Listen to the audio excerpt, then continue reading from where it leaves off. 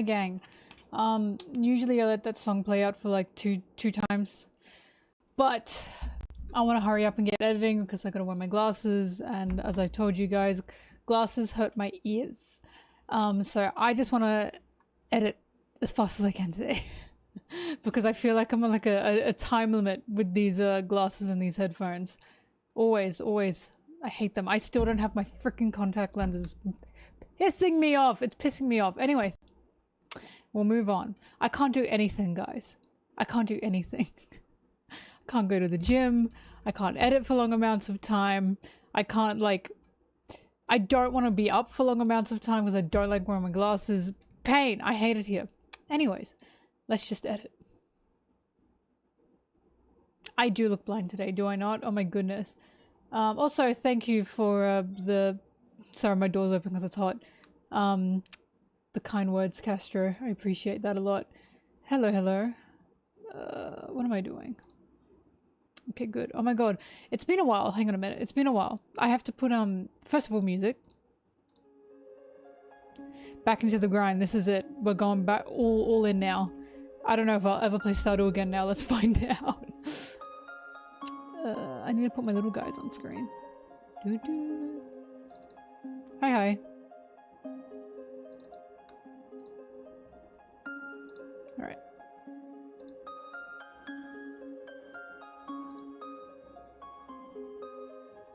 I'm glad you like the glasses. It's not the appearance of them, it's literally just they sit on my face and I hate it.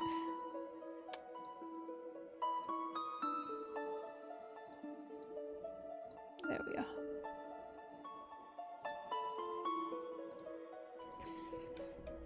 Hello. Okay, to work we go. Only audio editing today. Maybe, we'll see how much I can get done today, huh?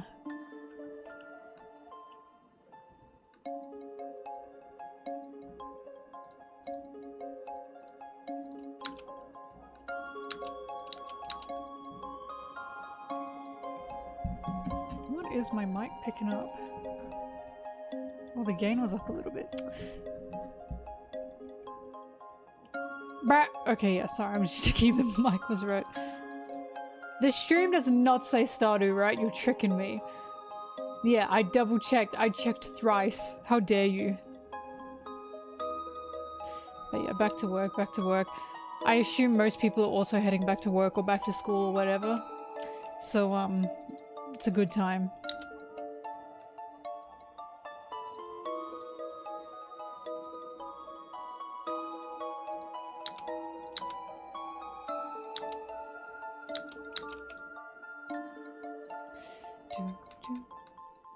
Only 3 audio tracks this time. Good.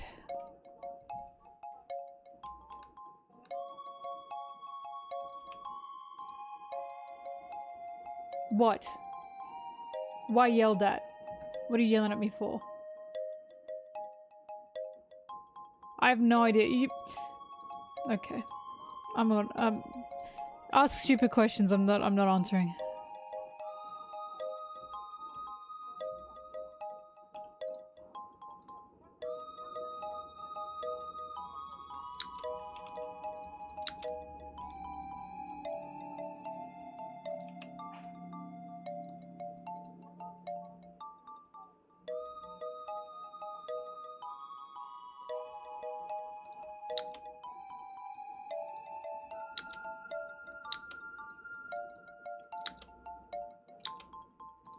Danny, the guy who couldn't find snails in Paris, you can tell him that.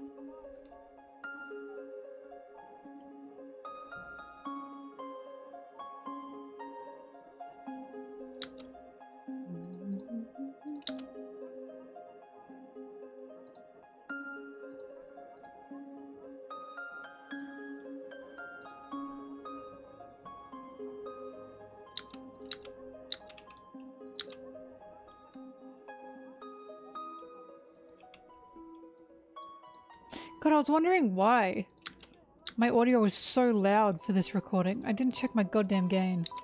I keep forgetting to do that.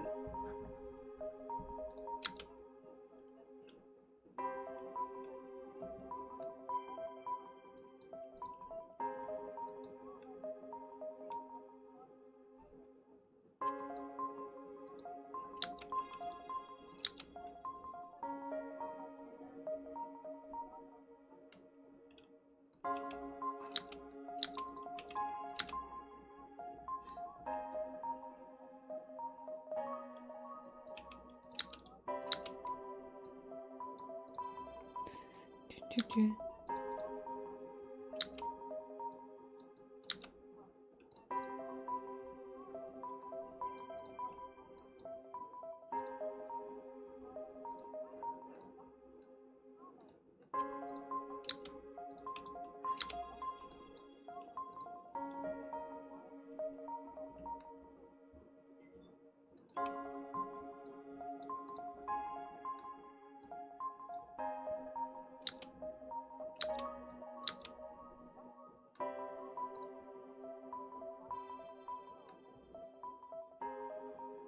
Oh, my headphone batteries.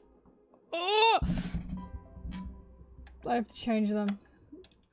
Usually it's not too stressful, but see these claws?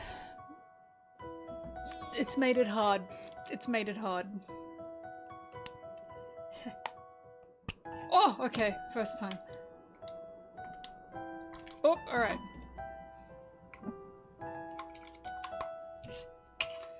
That wasn't as bad as I thought it was going to be, I'm not going to lie. But it was still not great. I still did not enjoy that. No, plugging the headset in and charging means I can't just keep doing this for hours on end. It means I eventually have to stop to charge. And that's worse.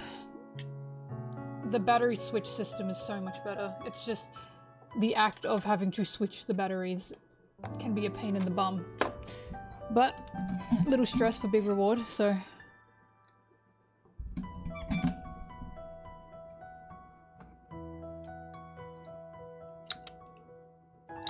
I can use them while they're plugged in, right? But then if I want to get up, I have to take them off.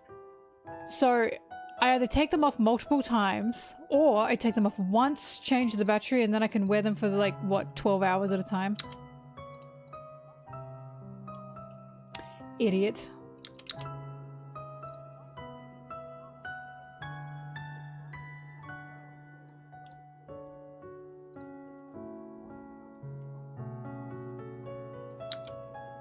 She knows I won.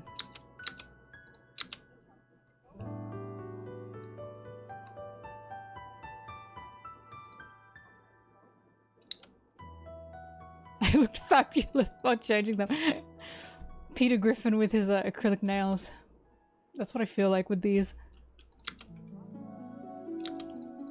So you want me to plug things in, unplug things every time I get up, compared to change a battery once every 12 hours and then I never have to touch them again? Sounds like you're the loser here.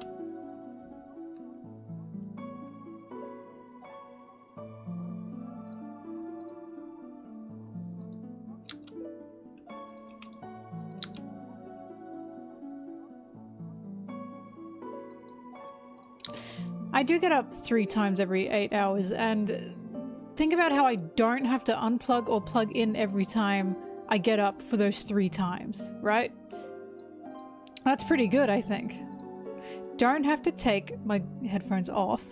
Don't have to plug in or unplug anything. I can just get up. That's crazy, right? Every 3 times I get up. Well, that's essentially what these ones do. So I have 2 sets of batteries, and I always put the other one on charge and then put the charged one in, and then it's just a switching every like 12 hours. Yeah, and Brig, that extra second that I save is an extra second I can take either getting my food or editing. Isn't that cool?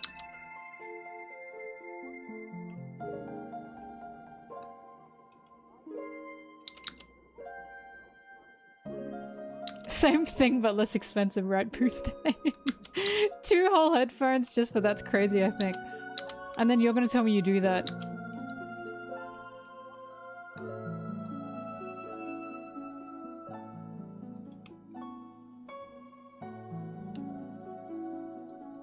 I was gonna say, the battery also charges very quickly, so, Brig, your arguments mean nothing to me.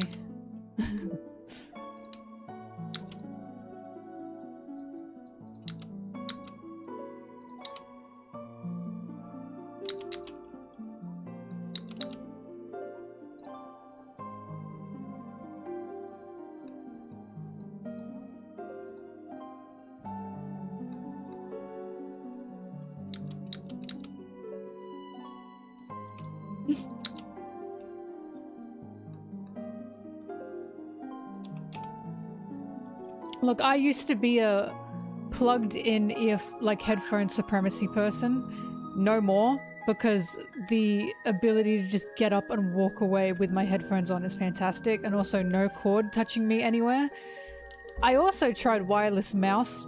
Wireless mouse are simply not as good as wireless headphones. I was asking like my tech friends about that, and they said just get a wired mouse. Wireless mice are just ass. And they're right, I tried so many, they're also poo-poo. They only last for like probably a month at most sometimes. And then they just die.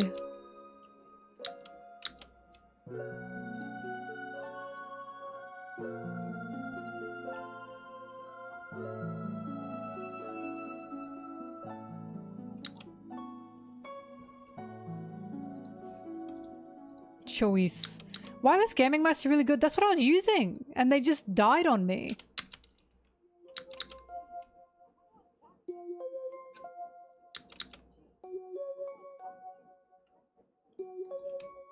I don't know. I've been burned too many times by wireless mice to ever use them again.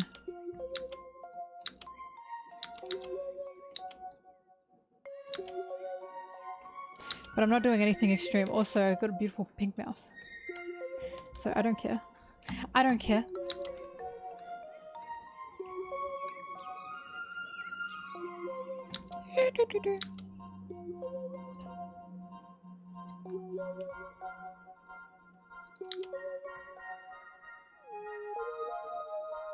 My keyboard? What are you talking about? My keyboard's not wireless.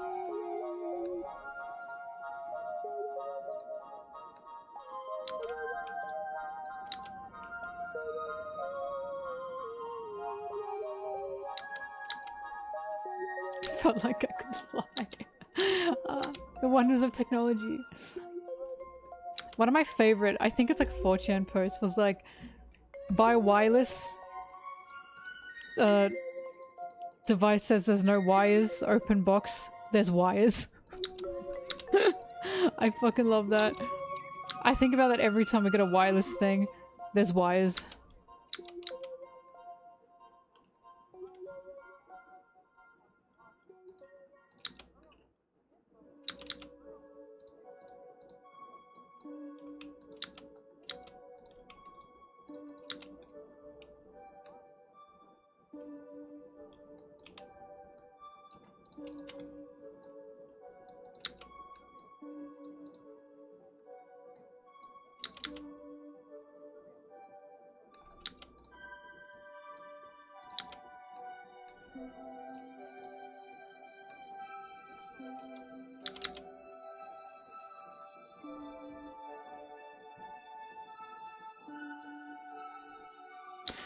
I don't remember. I think it was 4chan. 4chan, whatever. I'm not on 4chan. It was just a post that was going around from 4chan. I think so anyway. Wires. It's the same with the ask all gyms are creepy and wet. Go to new gym. Ask a receptionist if gym is creepy or wet. She laughs and says it's a good gym, sir. Buy gym membership. Go to gym. It's wet. Like those stupid posts.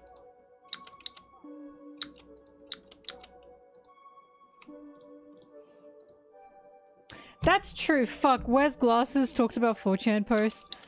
This is not good.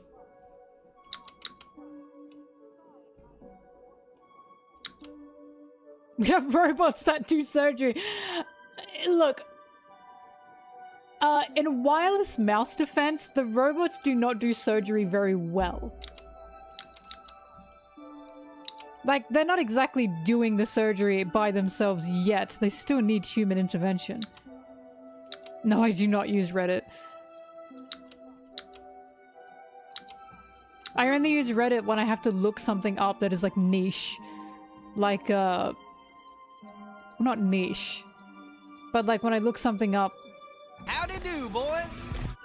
That was slow, but thank you. When I look something up that's like, you know, like, what should I use, I don't know, to like, get rid of, like, I don't know, a pimple or something. You know?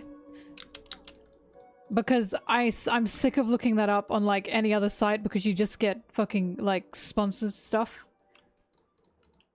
Sanji body pillows. Like on Instagram when they tell you, like, an influencer's like, use this for, like, your skin. I never believe it because they're usually sponsored, right? And then you go to Reddit and say, is this actually good? And you'll get, like, tons of people who've actually used it and will tell you the truth, you know? But that's it. I only use Reddit for, like, No, do use Reddit for skincare advice. I'm serious. Ask Reddit, is this thing good for your skin? You'll get tons of people that are actually honest about it. I trust it, and I've used it, and it's worked on me. Look at my skin. This is Reddit. This is Reddit skincare skin. It's good for you. Do not use Instagram or anything else, or TikTok or anything for skincare advice. But of course, if it's really bad, you should go to, obviously, a dermatologist. But if it's just like, I just want to wash my face with something and I don't know what, it's nothing crucial, just ask Reddit. What's good for your skin? Or what's good to use for just a nightly wash? They're usually honest.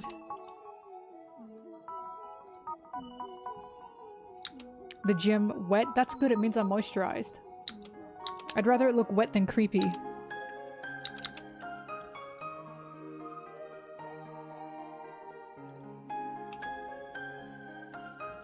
See, Lil Luffy gets it. Like, Reddit is genuinely honest.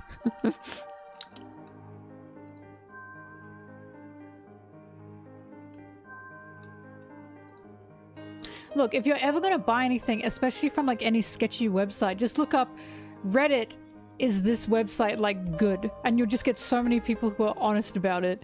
You can tell when there's trolls. But most trolls do not go into, like, skincare advice Reddit.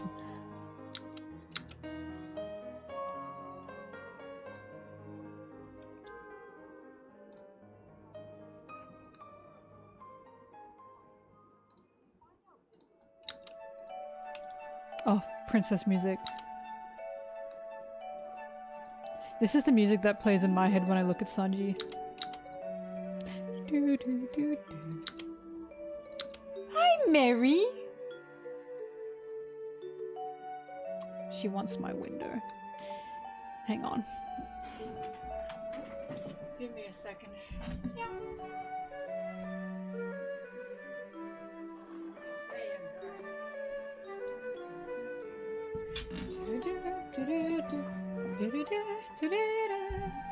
If they use PayPal, you're fine? Oh my god, Wrigley. You are gonna get scammed out the wazoo with that idea. That's crazy. Oh my god, you're gonna get scammed. Me, when I go to a second-hand, like, website that does secondhand sales for, like, a marked up price. Oh, they use PayPal, that's fine. PayPal, it's not that PayPal is scummy, it's just that nearly fucking any website can use PayPal. You are dumb for that. If they use PayPal, you're fine. That's crazy. I have to tell Sarah that. Sarah's gonna laugh about that.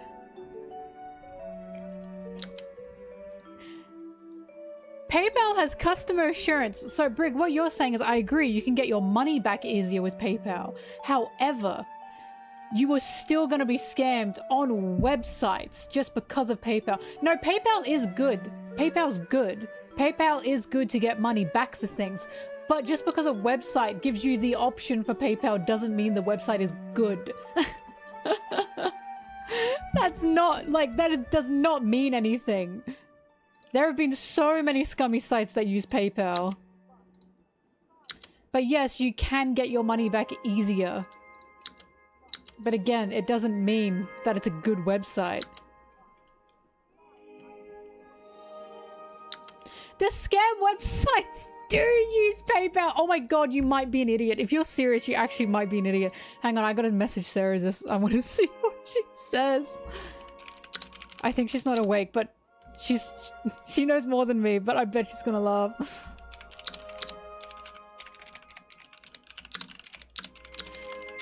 Do, do, do.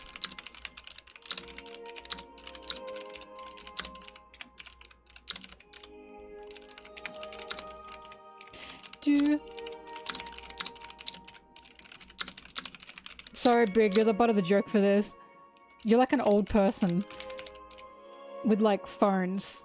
But they called me, so they must be real.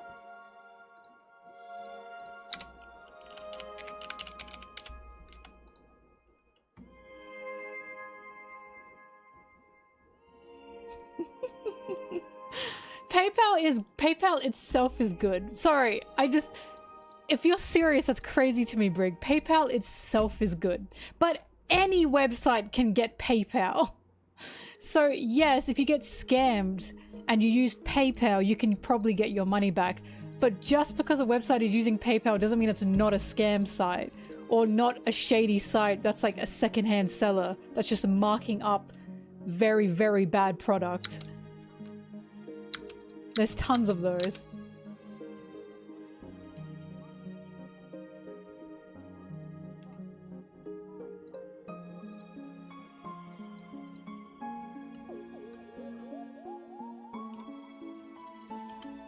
Doo-doo.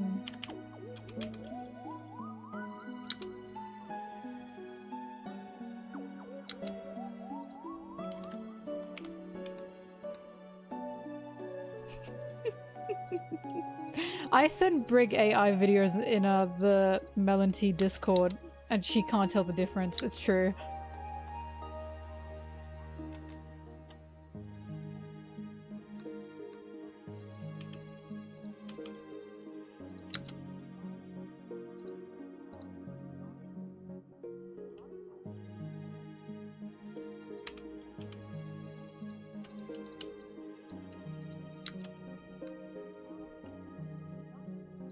Raise your ya.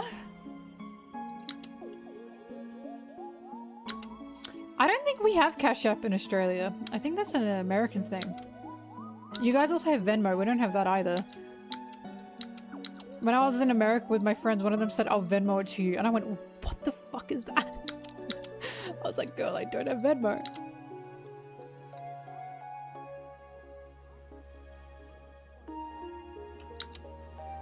But Brig, they're not AI videos, they're real. See, you're getting tricked by AI.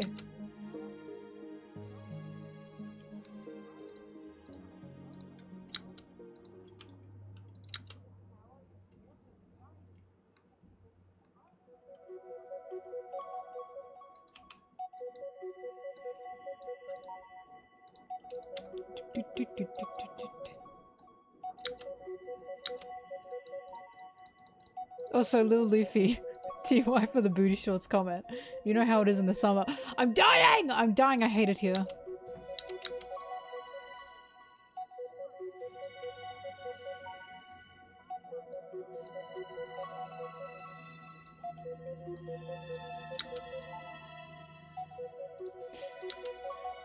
I like that in One Piece animals can just eat devil fruits as well. Like, it's not reserved to just humans. So there's an idea that there's like a cat out there that can, I don't know, like spit acid or something.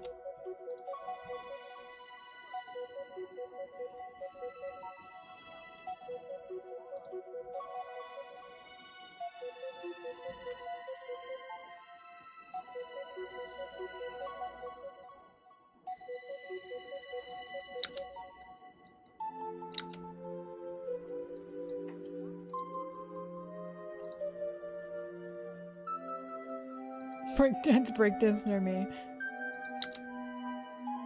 Yeah, objects can also eat devil fruits, but that was Vegapunk doing something.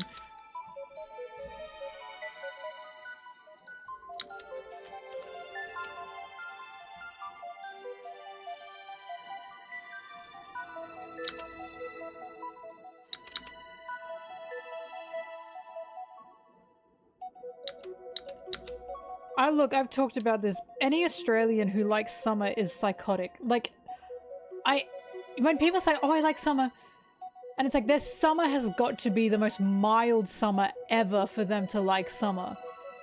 Because Aussies who like summer are insane. They just have to be insane. Our summer is like straight from the devil's asshole. You don't want to be here for summer.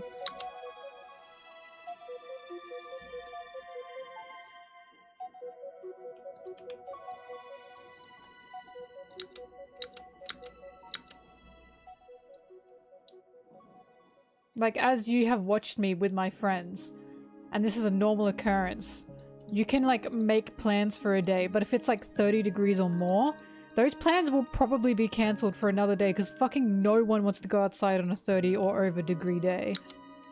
I don't know what that is in Fahrenheit.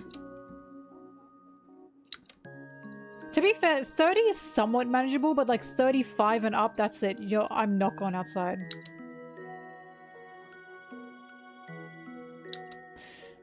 No, it's not that a cat has a desire. I find it funny that just anything and anyone can eat a devil fruit. So it's a human's desires, but a cat has eaten it, and now the cat has the fruit of the human's desires. Like, it's not only humans. Or only like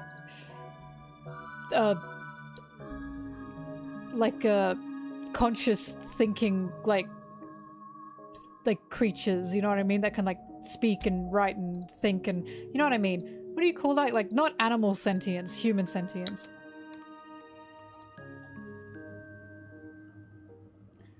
Like, how would a cat awaken their devil fruit? Do you know what I mean?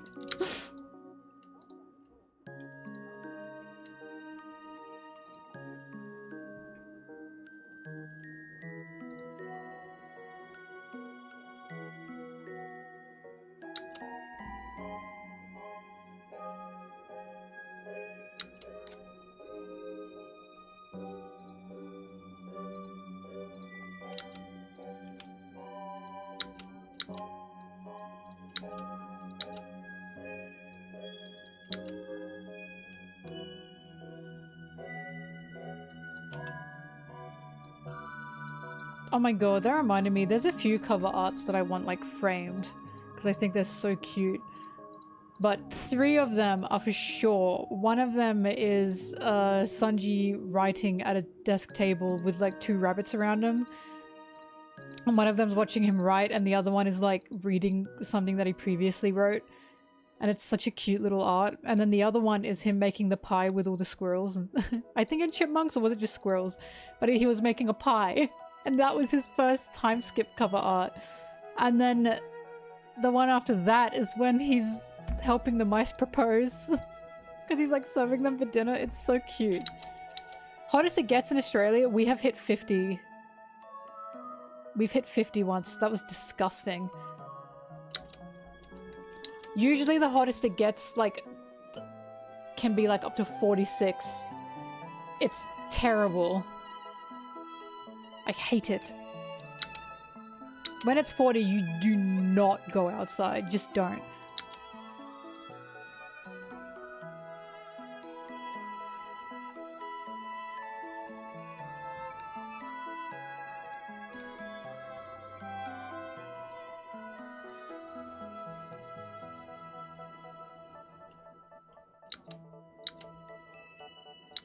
Luffy, you think it's bad when it's windy and dry?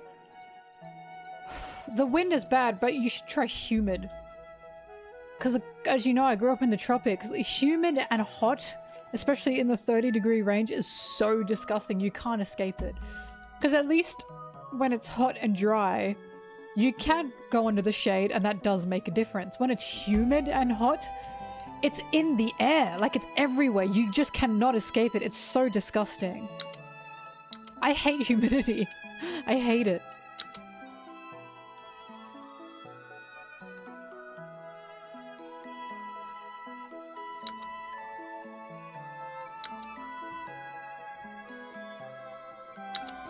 I had to grow up in the tropics with glasses.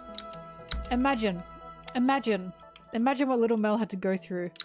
Imagine little Mel's hatred that she gained for wearing these fucking things through the tropics. Through the humidity, through the rain. Oh, it was so bad.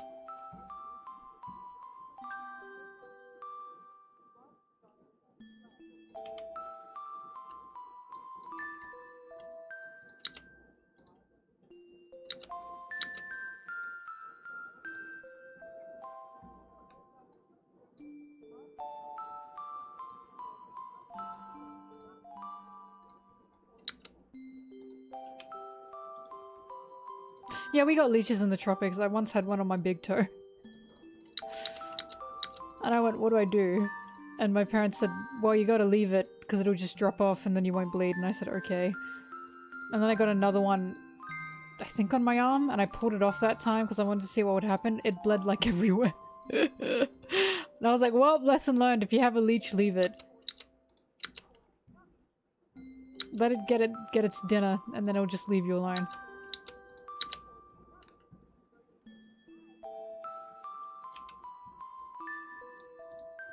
Yeah, leave it.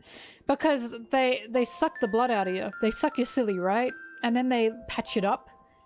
Like it was never there. I don't know why they do that, but they do that. And then you just don't bleed anymore. So like, anything they suck out is significantly less than what you would lose if you pull them off.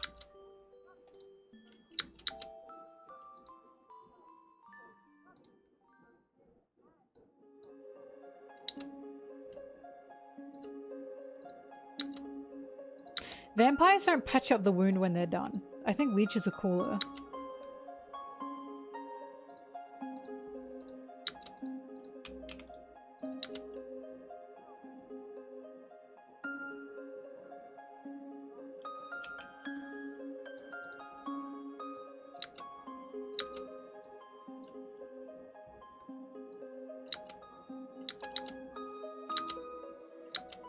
Yeah, bite marks are cooler if you were the one biting, maybe. Oh, never mind, you're just a freak, okay.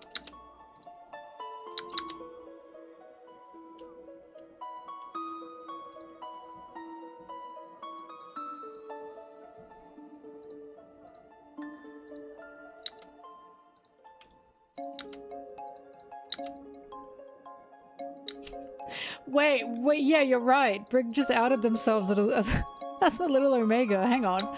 Brig really said, imagine having a big bite mark on you. That's so Omega coded, you freak.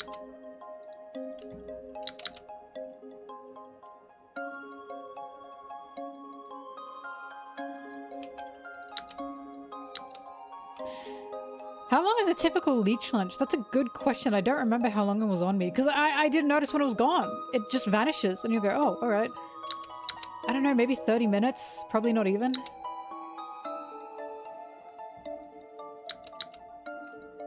Hi, Zim.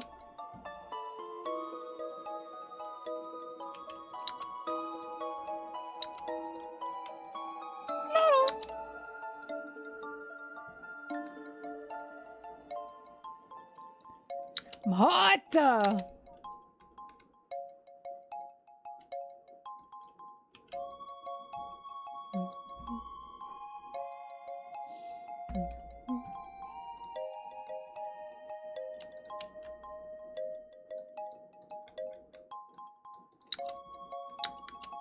Also, I figured out, I think Blueberry likes chili.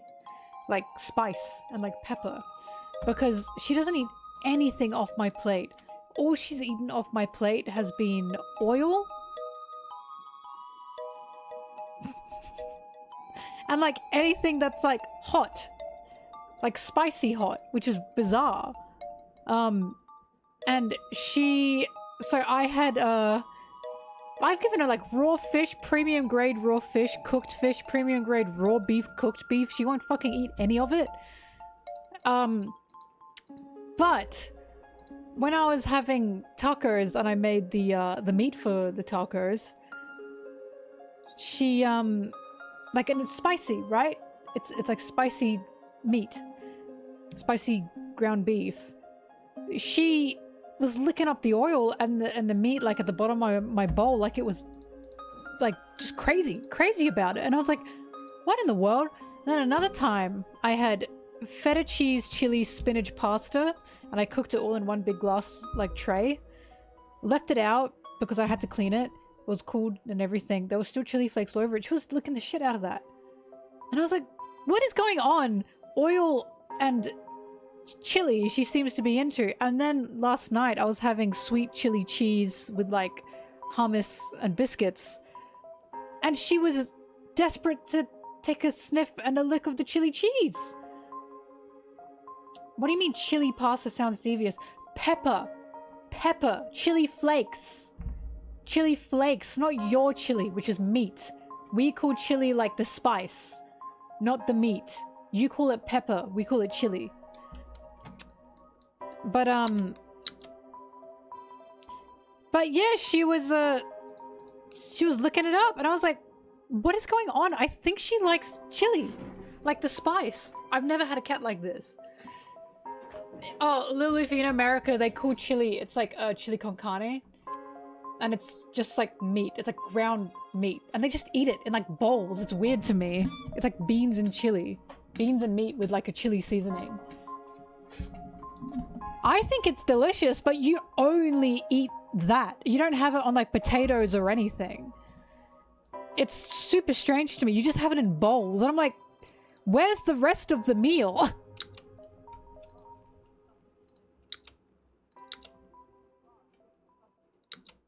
Yeah, it took me a while as well. Because I have like a dish similar that I eat, like I said, chili con carne. But you have it on a baked potato with the meat in there and the beans and sour cream and chives and butter. They just have it as like the bowl of meat.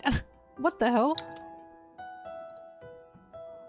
Right, chili is the flavor. I agree. So in Australia we call pepper chili. So those little peppers, those are chili to us.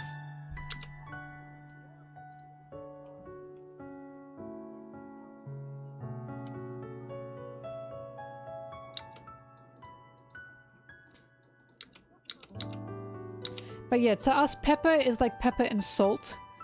And then chili is, again, what you guys call pepper.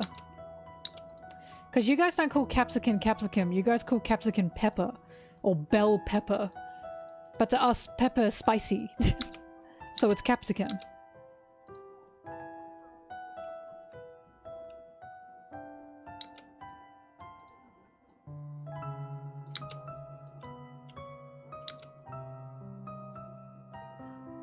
So true, Peppa Pig.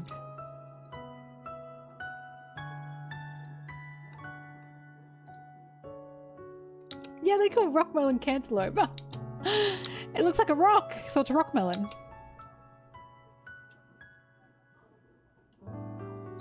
Thank you. Look, I'm glad you guys like the glasses. I just wish I liked them more on my ears. Like, seriously, the only reason I don't wear them much is because they annoy me in my head.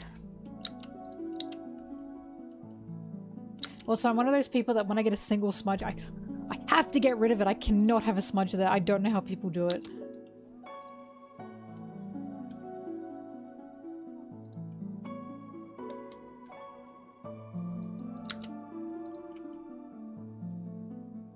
Yeah. That is why. Chili's. Is that a restaurant? I guess for you.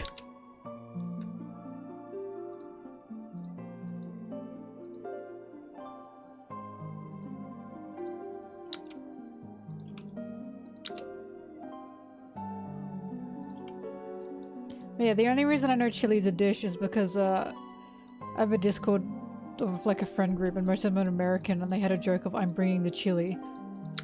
And I was like, oh, it's a dish. They're not bringing a singular little plant.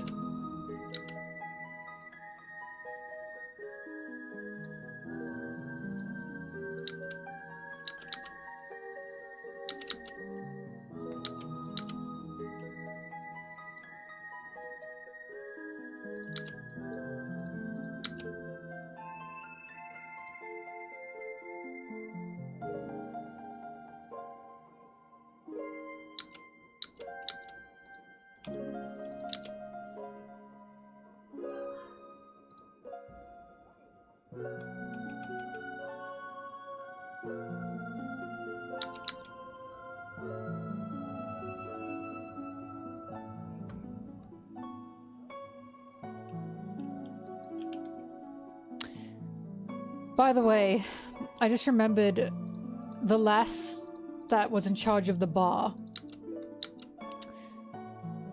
gave Colin the food and said, "This is for Ripley," and there was a little heart at the end of when she said Ripley, I'm starting to think maybe Ripley has like fangirls. Because I'd be one of them, you know? Like, I wonder if when, like, back in her heyday, Ripley was like a warrior that was like known. And she'd have little fangirls around her.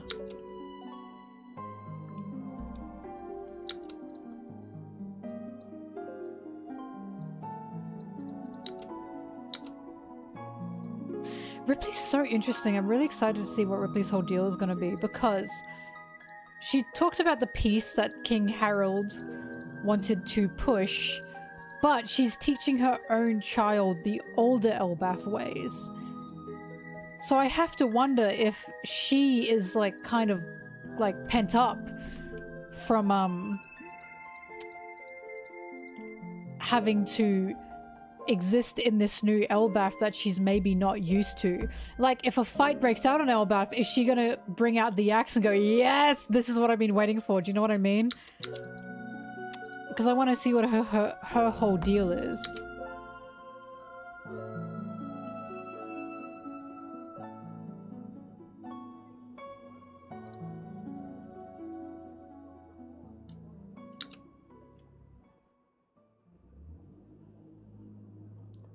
Free Shadow, it's not happening. I'm sorry. I know it's not gonna happen. I know it's sad, but it can't.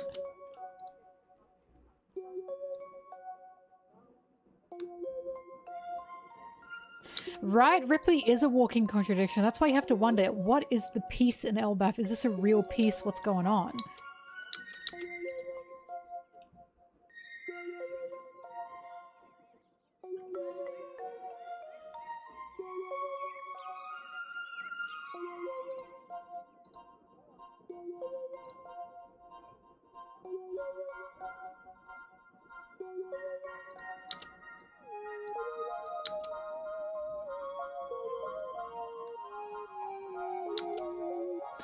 I want to try a bloomin' onion. I regret not going to an Outback Steakhouse in New York.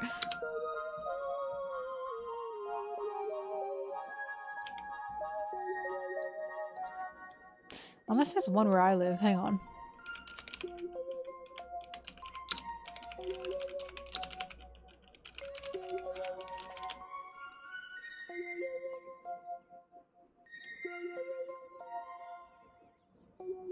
There is not.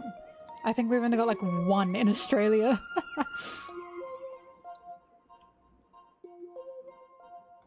I am not touching America again unless I can help it.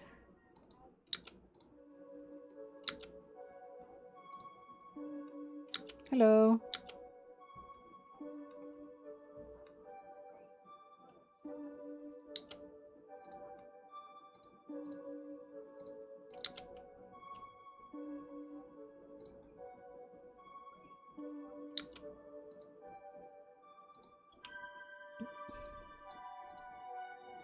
I'm not going to your bum town.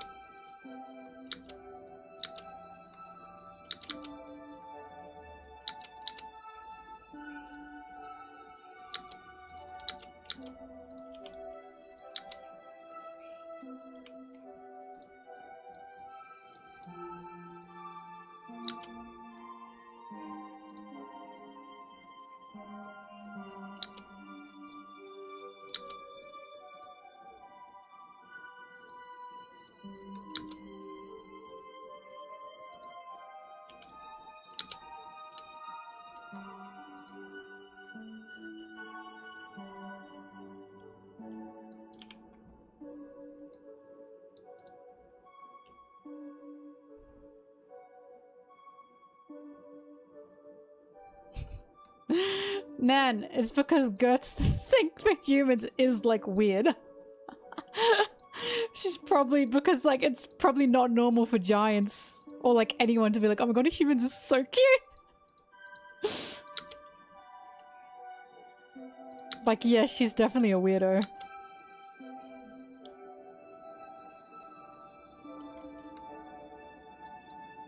All I know is I'm very excited for more. Now that Ripley's off the table in regards to Sanji, because Sanji respects like couplings and like marriages. Because again, I was worse than Sanji for Ripley. And that's insane.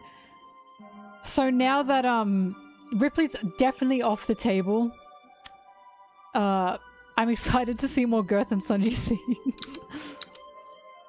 Because it's gonna be cute.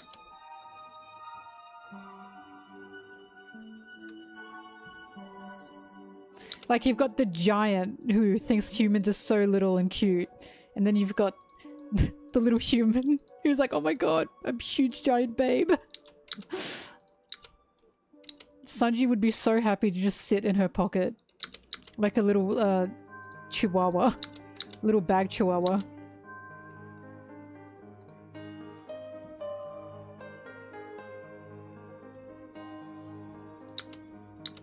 Anyone who can survive on Elbaf is not a bum. Definitely not. Because we've seen what's happened to the humans who couldn't survive on Elbaf. They became stinkmen! But stinkmen are not bums to me. Right? I was thinking, Colin's half human, half giant. So what's that about?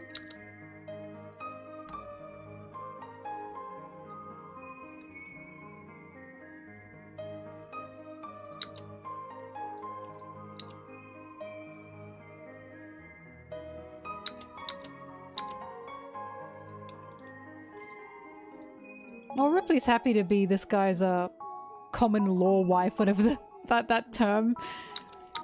So she clearly loves him.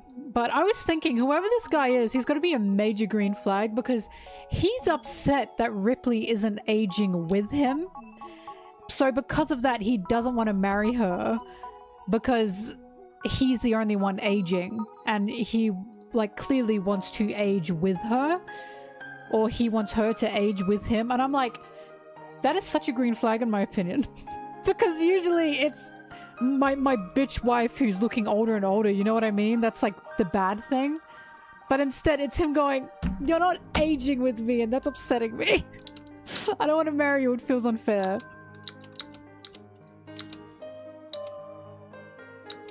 But I do wonder if we're gonna meet the guy, because we are gonna meet the guy.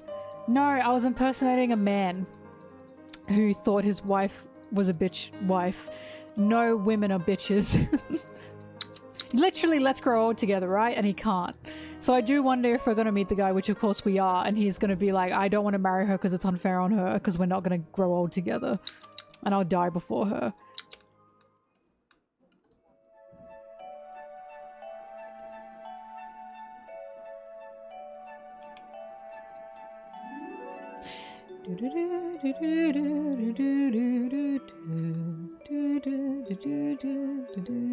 Well, Tsubaki, okay, so we know Oda's a Lord of the Rings fan. Lord of the Rings fan, we know this. There's been many Lord of the Rings references. There's a fucking owl called Biblo. Biblo in the library, so I have to wonder, in Lord of the Rings, the whole thing is there's the elf lady who loves a human, but they couldn't be together because he would age and she wouldn't. That sounds similar to this. So is there going to be like some kind of ceremony that can happen, or a ceremony that they'll find out will happen, or something that will make it possible for Ripley to be able to age with her husband or her want-to-be husband, right? So, like, it's got me wondering if Oda's going to take that inspiration and make it a whole love conquers all thing, and it's going to be a Ripley's going to give up this side or this part of herself to be able to grow old with her husband, you know? Because that's what happened in Lord of the Rings. And again, we know Oda's a big Lord of the Rings fan.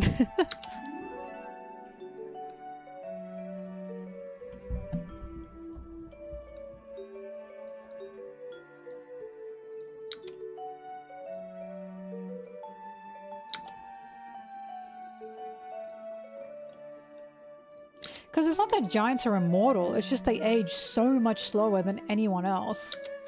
So is there going to be a way for Ripley to be able to, you know, shorten her own lifespan so she can grow old and die with her husband?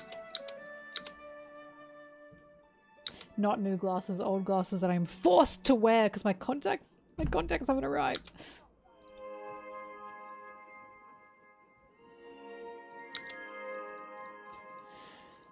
See, it could be, but we have to remember Oda is Japanese. And I have to wonder if he'd really care to that extent to name the owl like that. I took it as Biblo because it's like Bilbo. That makes more sense to me personally. You just switch some words around.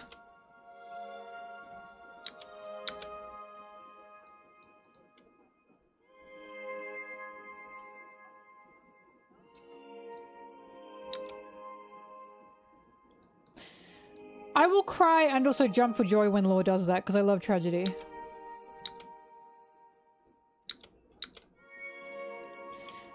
What does Bilbo have to do with owls and libraries? Well, what the fuck did Doffy have to do with that one, French, fucking singer that he referenced Doffy off of?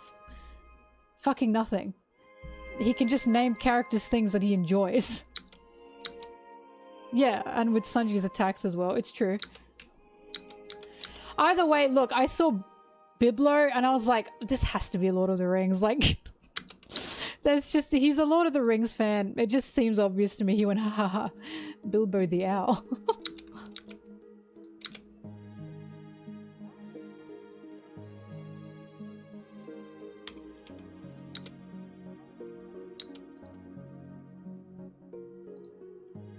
What the fuck are you talking about, Break? It's not direct name usage. Bilbo and Biblo. Like, I don't think he's gonna outright call any of his characters, any of the characters' names in Lord of the Rings. He's never done that before. He's had references before, without using character names. Like, for God's sake, he doesn't even have elves in One Piece.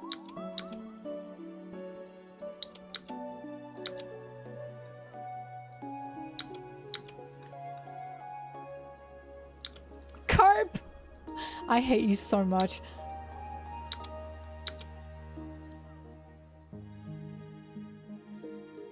The weather wizards were very funny.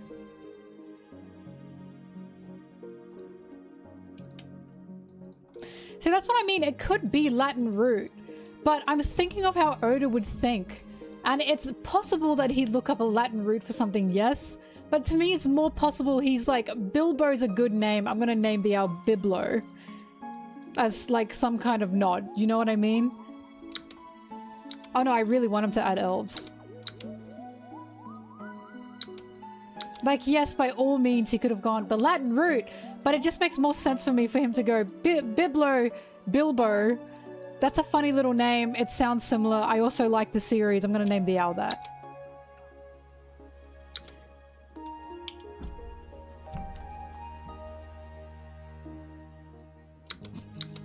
That sounds like a quote from you, honestly.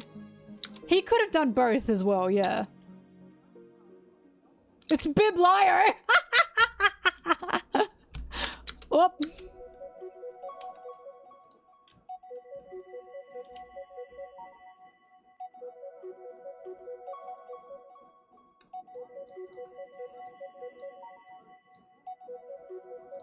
Now who's the coper, huh?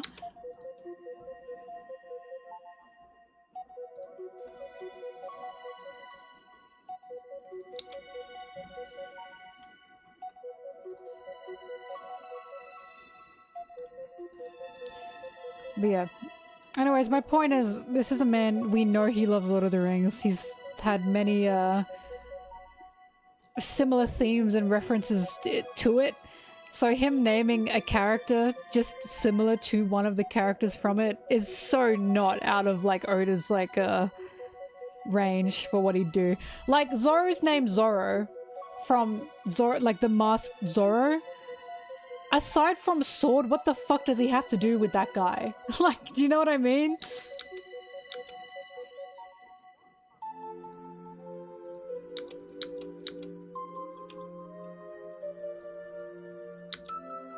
True, Bonnie could age Ripley, that's true.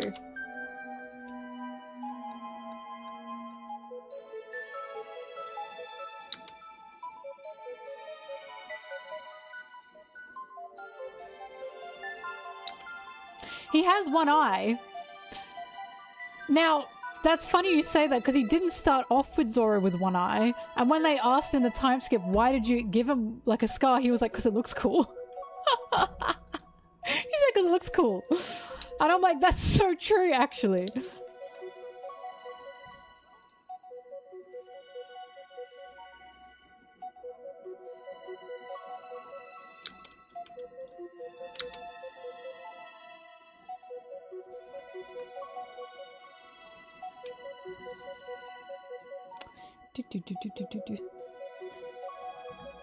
Zim, you killed Brig, by the way. Like, you actually killed them. When you said Brig, it's Biblio, not Biblo. They ran off. I bet they're trying to fact check or something. And realizing they're wrong.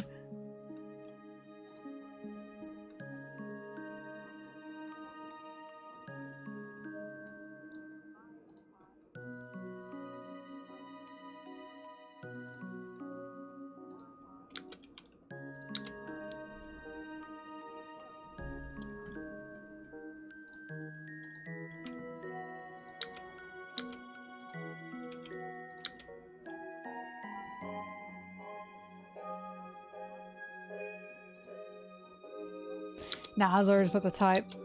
Funeral for his sword, yes. For his eyeball, no, he wouldn't care.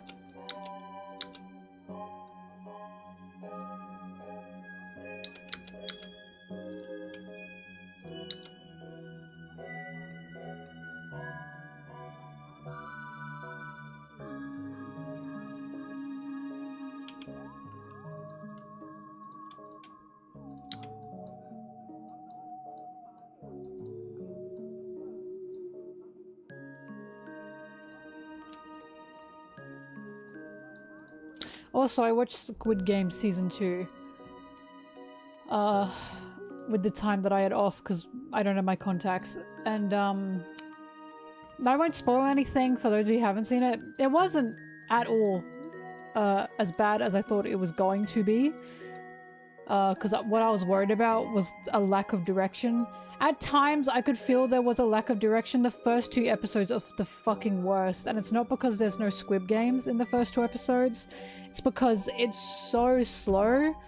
And the focus is on something I just do not care about. Which is like, we're going to find Mr. Squid. And it's like, it feels really like action movie. Or action series. And it's like, it wasn't what it was originally about. But I will say, some of the other characters that I do not care about aside in Season 2, the dynamics I think are better. Because it has more of a focus on family and love dynamic than they did in the first season. Like a heist film, yeah, it felt like that. And I was like, oh my god, what the fuck is going on? There are some moments that fall flat. Some moments that I don't care about. Plot point with one girl who she's not in the game. And again, I won't spoil it. She's not in the game, she does something else, and it's like, that just goes absolutely nowhere. It feels like they had too many things going on at once.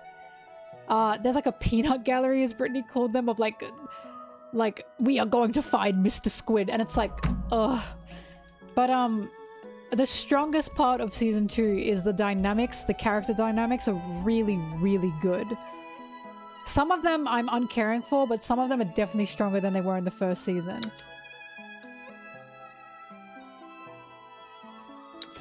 It wasn't doomed though, Brig, is what I'm saying. I'm saying I was expecting it to be doomed, but I'm saying the dynamics in Season 2 are better than the dynamics in Season 1. I will say that pretty confidently. But it's still, like, overall the messaging for Season 1 was better. However, they've added a dynamic for the games in Season 2 that was a really, really, really good addition in my opinion. And was good commentary in itself for what Squid Game is trying to say. So it's like, there were some parts that I was like, they fall a bit flat, but they mostly fall flat in the places of they have too much going on in Season 2, and they need to limit it down and focus on their strengths, which was character, right? Character and like the commentary that they had going on. And they did. They had good commentary addition and they had good character addition for dynamic. But after that, there was just so much shit they were adding, and I was like, I don't care about half of this. I care about the other half, right? I don't know if it's getting review bombed. I didn't look up any reviews. I went in totally blind. I went in expecting it to be doggy doo-doo because I was worried because the creator didn't want to create a second season. But it wasn't at all horrible. They had some better strengths than they did in season 1. But like I said, there was also just a half of it that I didn't care about.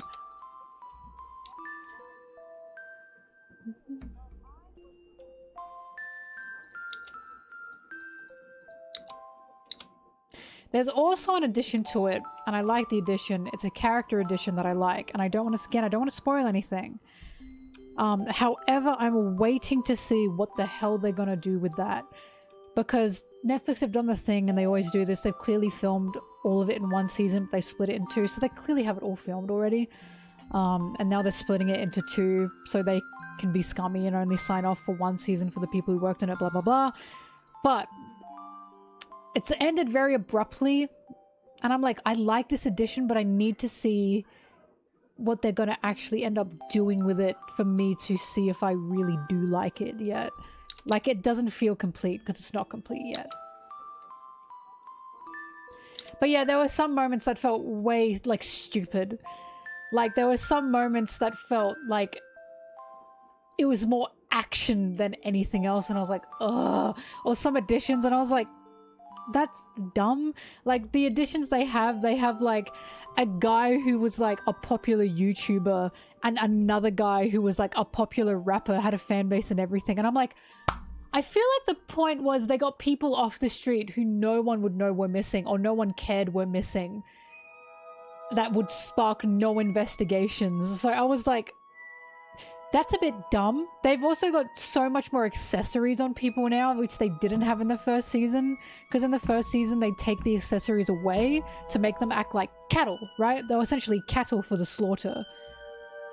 Squid Game is what I'm talking about. So there were some additions in season 2 that I'm like, this doesn't feel right for what it was in the first season. So it's like, again, it had some very strong points, and then there were some points where I'm like, that doesn't feel right.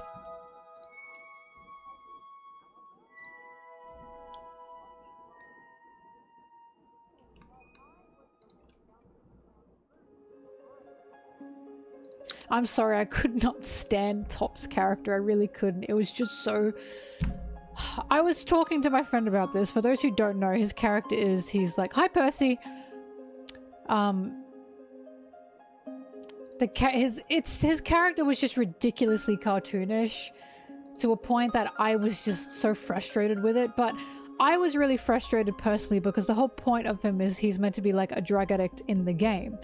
Somehow he got his pills in the game, and again, I don't understand how. And I was thinking it would have been so much better, because again, it's supposed to be some kind of commentary, Squid Game, on like the lower class, poorer people, the underprivileged, and like how they're forced into these situations because there's nothing else they can do due to the lives they live, due to the system they're in, right? And I'm thinking it would have been so much better if he was like a drug addict, right? And he was forcefully taken away from his drugs in the game, and he was like relapsing, or like, yeah, relapsing because he doesn't have the drugs, or he was like struggling. And through the game, he's not in the game for his life, he's not in the game for his money, he's trying to get out of the game because he wants that last hit, right? Like, it has nothing to do with, at the end of the day, his life. At the end of the day, it had nothing to do with the money. He's in it because he's struggling as a drug addict and he wants out. Not because he wants to survive, because he wants another hit. That would have been fucking fantastic in my opinion. But instead, it's just somehow he got the drugs in the game and he's just taking them and he's crazy and he's whacking. And I'm like, this feels so corny in a way that I do not care for. In a way that's like, how the fuck did he get those in there? It was just, I just really didn't like his character for that. It was way too cartoonish to me. And I don't understand the purpose that it served.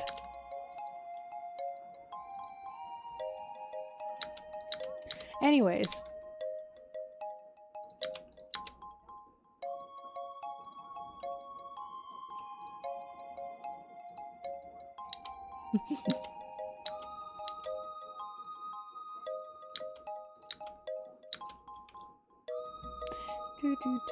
So yeah, there were some parts of season 2 that felt ridiculously cartoonish. There's also a woman in there who's like, oh, I see all gods and the stars are talking to her. She's so cartoony. And it's like, you were so close.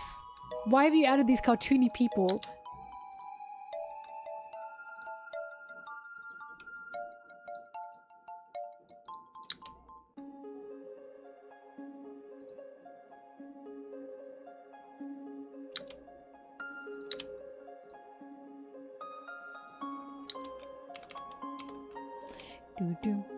But yeah, wasn't as bad as I was expecting at all. It was actually pretty good. Oh, there's this like, fuck, this pisses me off. There's a trans woman character in it. And on paper she's fantastic, her character's fantastic. However, they got a cis man to play her, and it could have been good because she's respected. She's a good character. You feel for her. There's no making fun of her or anything. All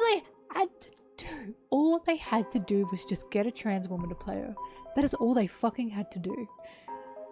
It's so annoying. It was so goddamn annoying. And it's like, this could have been great.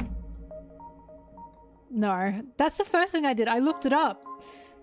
And it's like, oh my god, why is it so hard?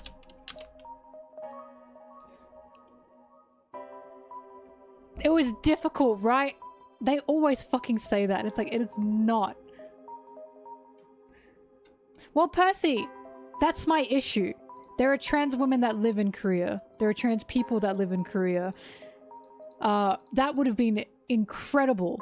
Incredible for a South Korean media to cast and hire a trans woman. It's just excuses. It's just, oh, we don't want the backlash in South Korea. It's literally just excuses. Like, it is not hard at all. Because, like, my whole thing is, when it comes to, like, if you have, like, a gay or lesbian or bisexual or whatever, like, character, I understand if you're going to cast someone who is straight, right, for that, because, like, you don't know in regards to if you're gay or straight or lesbian. Like, that actor, for all you know, could be gay or straight or lesbian. Like, sexual preference is something that is an up and down thing all the time, you know what I mean?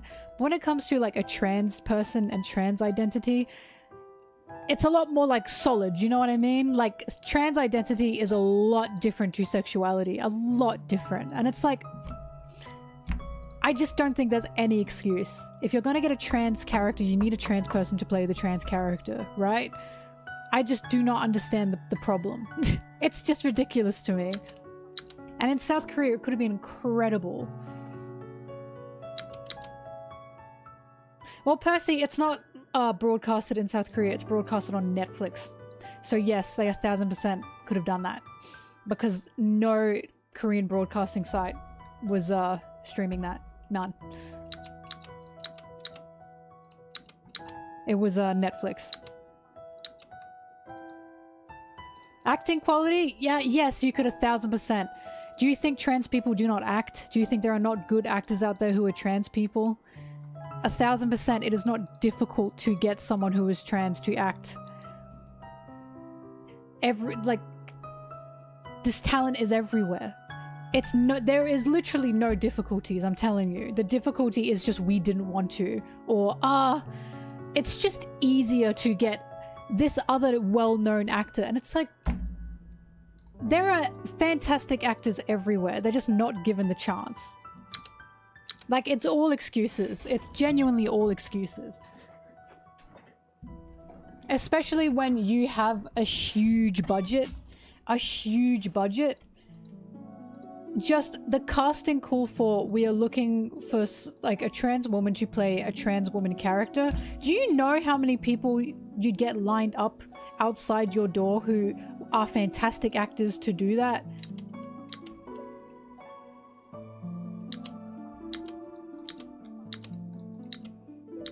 Like, I really don't think people understand the scale of like people that exist in this world, there is not a little select pool. That's not true.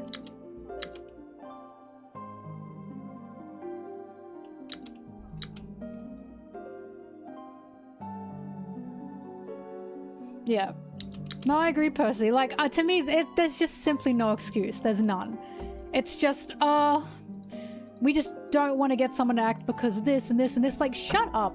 Just get a trans woman. If you can perceive it in your media, in what you are showing, you can get someone who is actually a trans woman to act the trans woman character. It's literally that simple.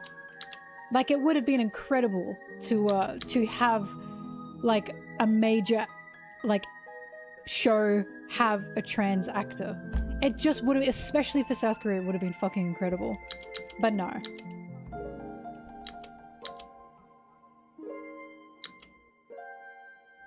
Well, look, ever since, because I watched a queer documentary and I've read, of course, a lot of queer articles regarding queer media. One of them was about the Danish Girl. Do you guys know the movie The Danish Girl? I forgot the guy who acted in it, but there was a man who played the Danish Girl, and the Danish Girl was a trans woman. And there were trans women talking about that. And they said, well, look up the movie. Yeah, that guy. And the trans women talking about that, they said they personally see it as worse. And it's gonna have a worse perception for trans women because the issue is you have a man, a cis man playing a trans woman. And after they play that character, they get to take their wig off and then they're a cis man again. Do you know what I mean? And think about it. After you have like women playing women in media, after you have men playing men in media, like, you know, they're still men and they're still women apart from, you know, drag shows and apart from something like, you know, literally drag, apart from like drag, right? So it's like a lot of the time the joke in, or something like Hairspray, right? A lot of the time the joke and stuff like Hairspray is this is drag, you know what I mean? But it's not drag when you have, it's supposed to be a trans woman, you know what I mean? Howdy do, so boys. then you have a cis man playing a trans woman, and then after the movie's done, they're a cis man again. So these women are saying, you give this audience the perception of that is just a man dressed as a woman. That's the perception that they are given, and that ultimately will cause more problems for trans women in the future because that's not what trans women are. Trans women are women, right? And it's just, to me, it seems totally just terrible to just not have a trans woman play a trans woman or a trans man play a trans man. Like, this is an identity, right? This is a person and a person's identity that you are basically like wearing. Do you know what I mean?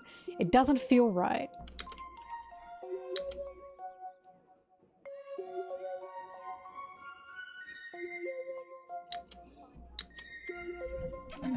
Yeah, it's rough. But ever since, like, I've heard that perception and I've heard that view from trans women about cis people playing trans roles, it's like changed my perception ever since. And now I just think it's totally unacceptable, and it's just simply, it is not hard. It is really not hard to find trans actors. Especially when the majority of theater kids are fucking queer. Like, come on. When you have the resources and you have the money, me, right? If I wanted to make a fucking stage production or a homemade movie or whatever, oh, that sounds bad. Or if I wanted to make like a novice film and I put out online, hi, I'm looking for like a trans man in Australia, like where I live in Australia, to play like a trans man character, I would get so many fucking people, so many men ready to play that character who are trans men. That's what I'm saying here. And they'll have good actors. Do you know what I mean? Like, I really think people underestimate how much talent is out there in the world that just hasn't been discovered because they don't get the chance. Well, TC, and again, that's my problem. My problem is, okay, I don't care about that. That's another excuse. So yeah, that's their job to make money. And I'm saying, and I don't give a fucking shit about that. What they did, in my opinion, is unacceptable. Okay, it's their job to make money, and I'm pissed about that. I think it's wrong. I think it's unacceptable. And this is also the same shit you'd hear back in the day when you'd have actors or you'd have people like in the 1920s to 1930s, 1940s refusing to hire actors of light color, right? Oh, but it's just too controversial. We can't have an actor of light color on our screen, right? Then the same thing would happen with like gay people. Oh, it's too controversial. We can't have like gay people on our screen. Now the same thing is happening to trans people. I just simply don't care about the excuses. What I'm seeing is another circle that we're going in. It's just again and again and again. Oh, we can't do it. Oh, we can't do it. Yes, you can. This is how you progress. You say, fuck it. I'm putting this representation in my series. I'm putting it in my show. That's how you fucking push the envelope. You don't just say, oh, well, it's too hard. Like, this is literally how you progress. You do it anyway.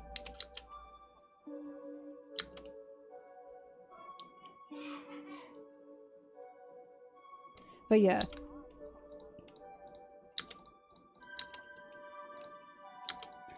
It's the fact that this has happened long before film. Because even on like theatre, on stage theatre, you couldn't have women on stage. It wasn't allowed. And then suddenly, you know, there was a push of, well, fuck it. I'm just going to put women on stage anyway. And this is what I mean. It's a push and a push and a push and a push. When you hear the, oh, but they can't because of this and this and this, it's quite literally just excuses. It's all it is. It's, oh, but it's just easier. Oh yeah, Percy, there is also a problem for that, don't get me wrong. However, you still give opportunity and give jobs no matter what. Like, yeah, there are bad things.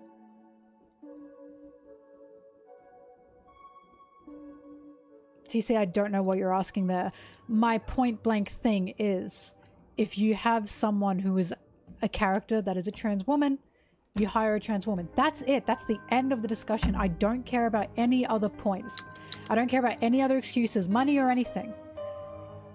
That's it. That's as simple as it is. And I'm pretty sure most trans people, because I cannot speak for any trans person, but I'm pretty sure most trans people would agree with that.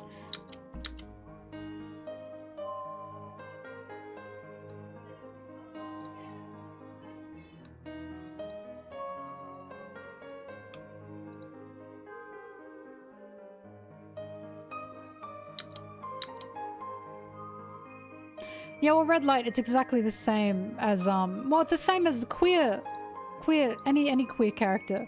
You shouldn't write them just to be queer. However, of course, there's also the idea of when you're a queer person, you do have, like, a different life regarding the non-queer person, right? So you still have to write in regards to that as well, you know?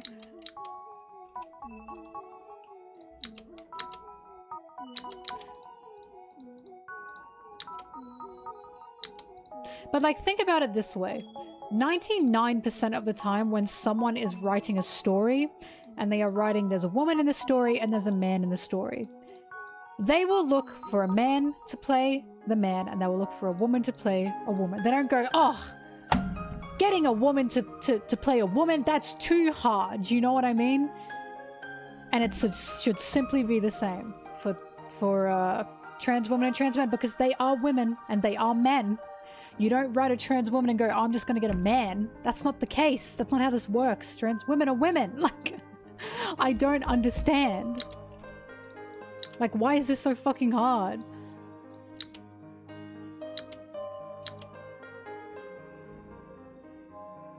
Well, women that write men are yaoi. Oh my god, who said that?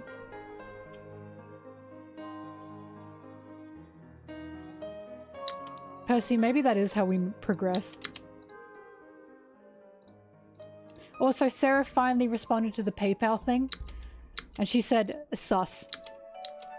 If a website uses PayPal, it means they're legit. Brigley.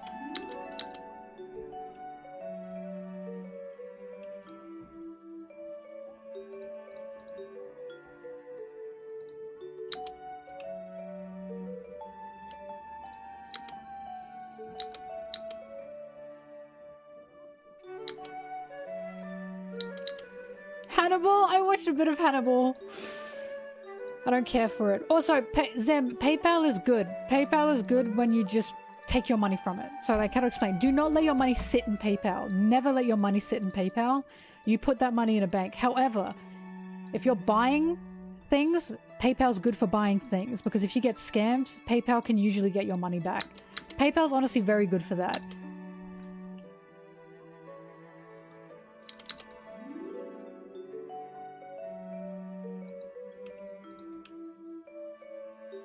Yeah, do not use PayPal like a bank.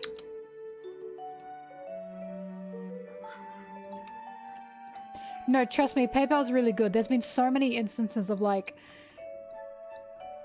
friends or like a group of people who have like been scammed from like some website or company, and the only ones who used PayPal got their money back because of PayPal handling the money for the transaction. PayPal's good as a transaction service, but don't trust everything just because it has PayPal on it.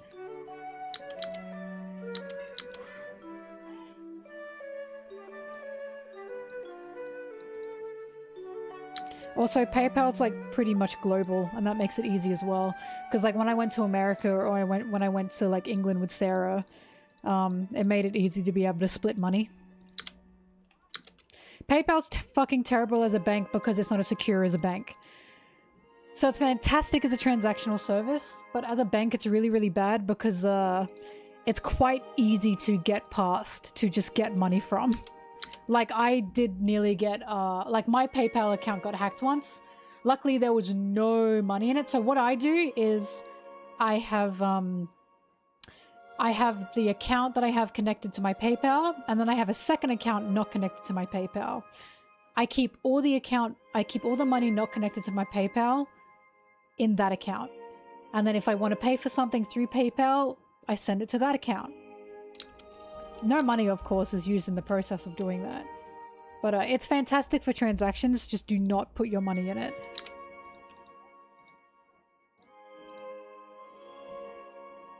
I don't know, we don't have Cash App in Australia. So that's what I mean. At least I don't think we have Cash App in Australia. PayPal's like a lot more global, I think.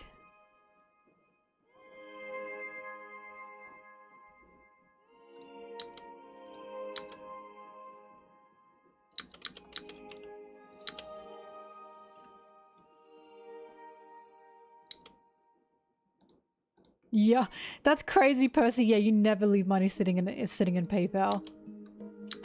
Paylib? Never heard of that one.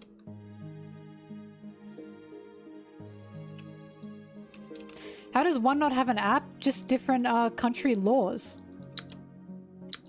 Like, I don't think... Percy, do we have Cash App? I have never seen anyone in Australia use Cash App.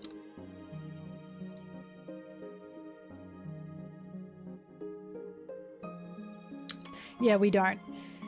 Yeah, it's just different money laws for different countries, or different like banking laws for different countries. PayPal, from what I've seen, is the most global.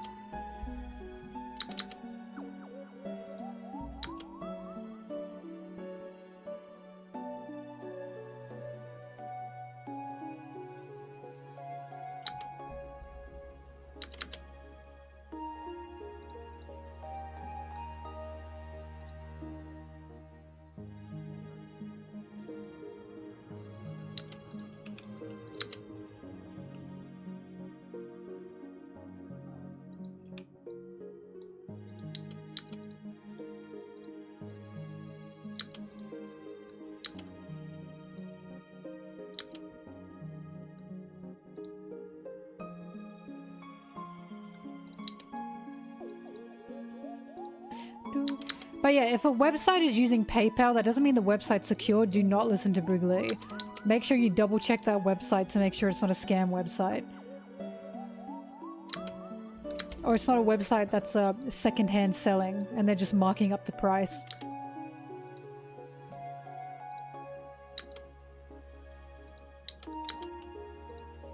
Oh, Australia have so Australia is one of the biggest gambling countries in the world. Like, I know that's shocking, but we are. We're full of, like, gambling addicts, and we have so many gambling ads.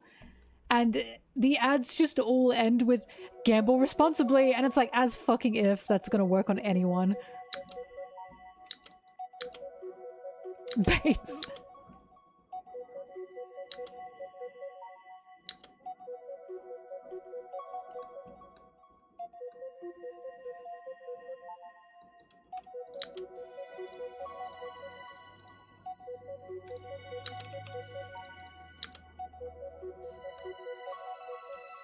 You don't have the message at the end?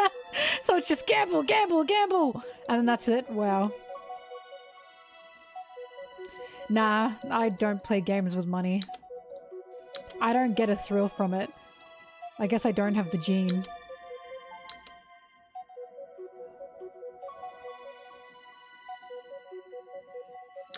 Percy, what the what are you talking about? What did you do?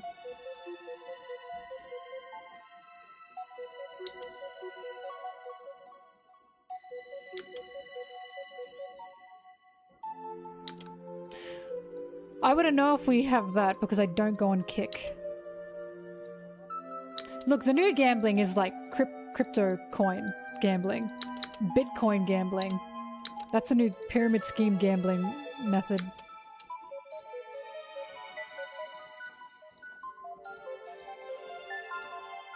Guys, I'm announcing I'm actually making my own Bitcoin. Please buy into it. I promise I will not be the only one to get the money.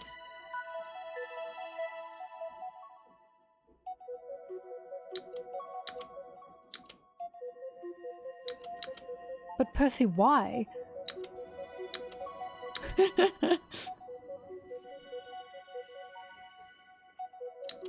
MelonTeee. Oh boy! Sanji coin. Actually, would I get in trouble for that? Snungy coin. In no way related to any copyrighted characters.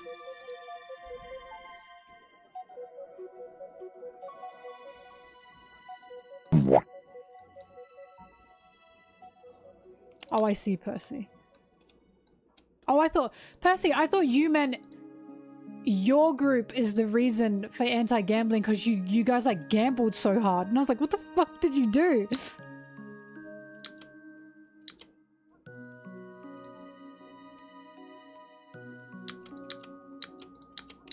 Dude, okay, this might be a bit of like a crass subject, but I've been thinking about this. Do you guys know, so AI art, right? That's good, Thresh, by the way. So AI art, okay? And now, let me get into the topic. I'll just say NSFW art, okay? There has been a rise of NSFW art that is AI. And sometimes I see it. I have never, ever seen like yaoi, or I've never ever seen like art or NSFW art targeted towards like, I want to say like mostly queers to women that have been AI. Most of AI art is clearly made by straight men for straight men, you know what I mean? And I just think about how sad that is. I think about how sad that is because it's like... How do I explain this? Imagine getting your rocks off to like something that has not been made with like the raw carnal energy of like a person. Do you understand what I mean? This is quite literally loving the machine. You are loving that cold, hard machine. I just think that's sad. I just think it's sad because when you look at NSFW art, because I believe smut art is, it's like art. I believe it's truly art.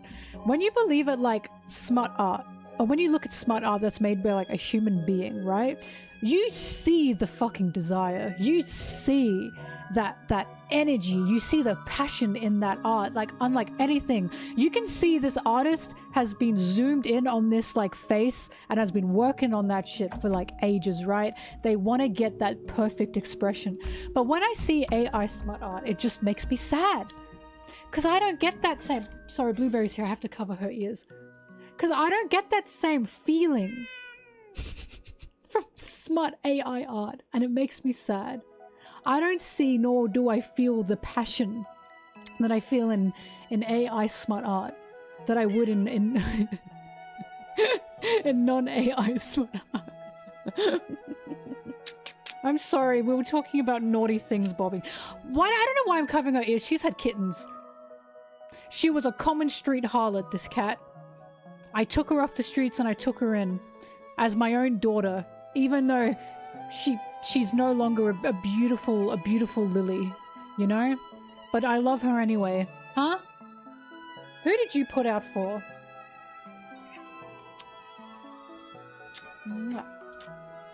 I brought her home and I shaped her up.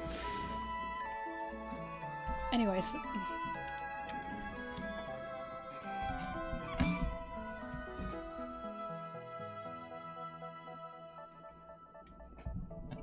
Didn't put out for AI art.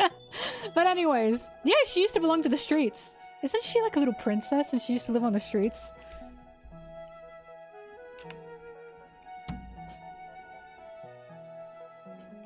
I don't know. All I know is,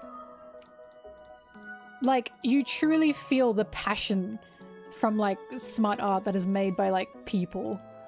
Like, there's something so carnal, a sinful desire there. But when it's AI art, it's just so cold and so sad to me. It's like, I don't feel anything. And I'm like, I can't believe people get their rocks off to this.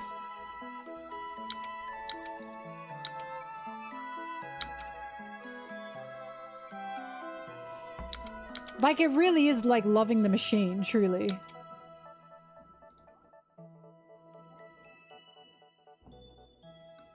Yeah, AI art is now cannibalizing itself. That's true. It's all becoming one blob.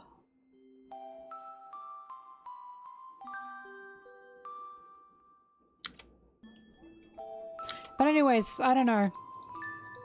I just thought I'd say that because, I go on Pixiv, right? And Pixiv sometimes shows you unsightly things, and there's now like an AR. The good thing about Pixiv is, even though I fucking hate AI art, the good thing about Pixiv is you have to tag it as AI art if you've used AI, like you have to. Otherwise, your shit will just get banned and taken down. You have to be honest with the audience. But of course, you see the tag and you see it, and it's like, this is just so sad.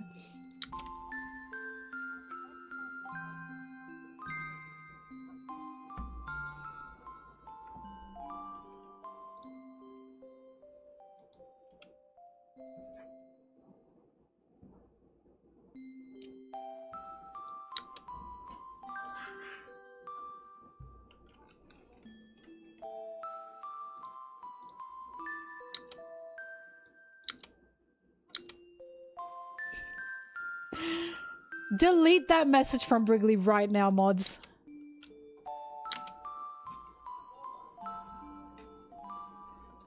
Also ban them.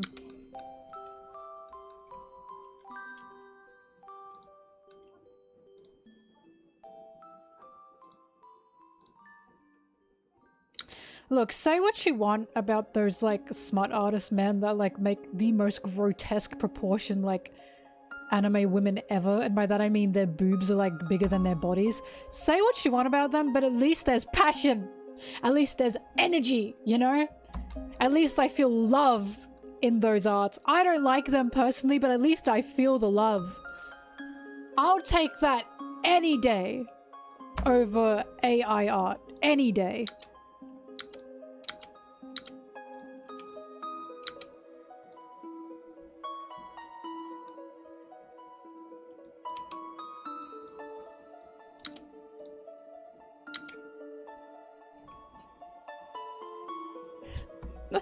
At least you feel the love for Princess Peach.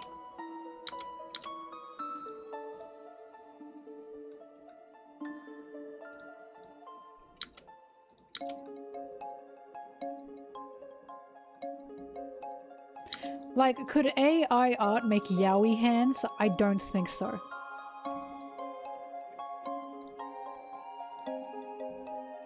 Sanji's eyes getting bigger is so cute. I was talking about this. I said it on Twitter and Blue Sky. I know that Oda's, like, style in general is becoming, like different for all the characters as well. Sanji's, like, noticeably getting a lot rounder in my opinion, but it's, like, his eyes, specifically.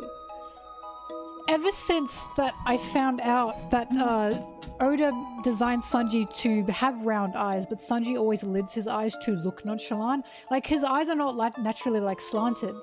He tries to look cool, or by bobbing. He tries to look cool, and he does that by lidding his eyes and like trying to look like so cool. His actual expression is big round eyes. So when he's happy, he's got big eyes. When he's like his normal self, he's got his big eyes when he can't contain himself. Since Whole Cake Island, Sanji's eyes have been getting rounder and rounder. And that's so adorable to me, because it means he's starting to like be more accepting of himself, right? And he's trying to stop looking or acting like someone else now. I think that's adorable.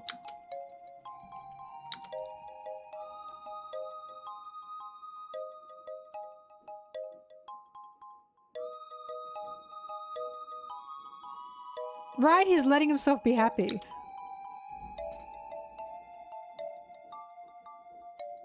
Well, this is why, hang on, where's one of my favorite panels from him?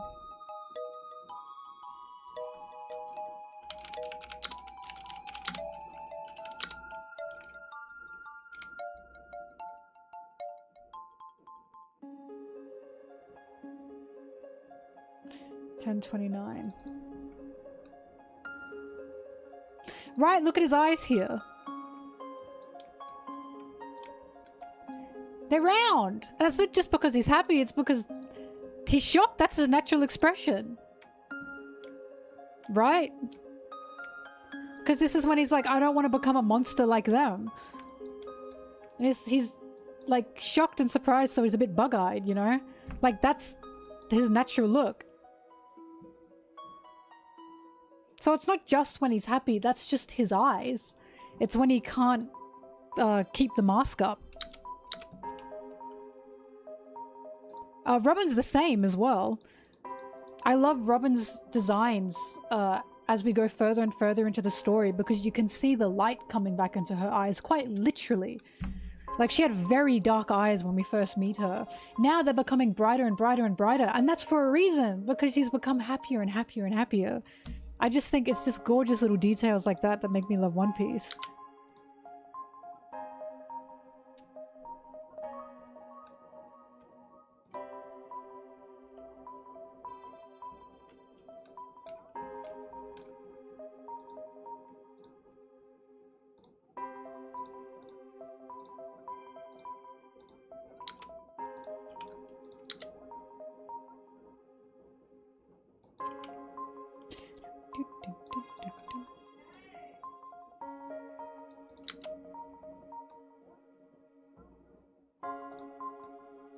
It's also why I like Brook's time skip design, because his old design was literally stuck in the past. He couldn't move on.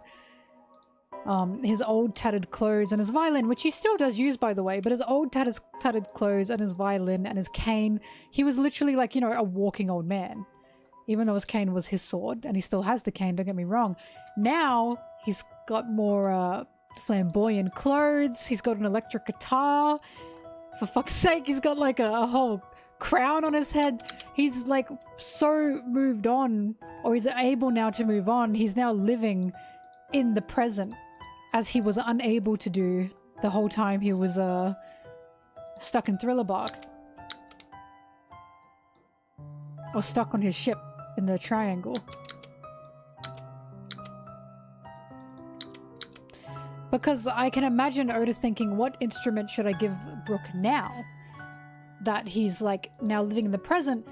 The most modern day instrument you can think of, the electric guitar. Right? It makes so much sense. I thought it was glorious. Like, if that shows he's if that doesn't show he's not living in the present more than ever now, I don't know what does.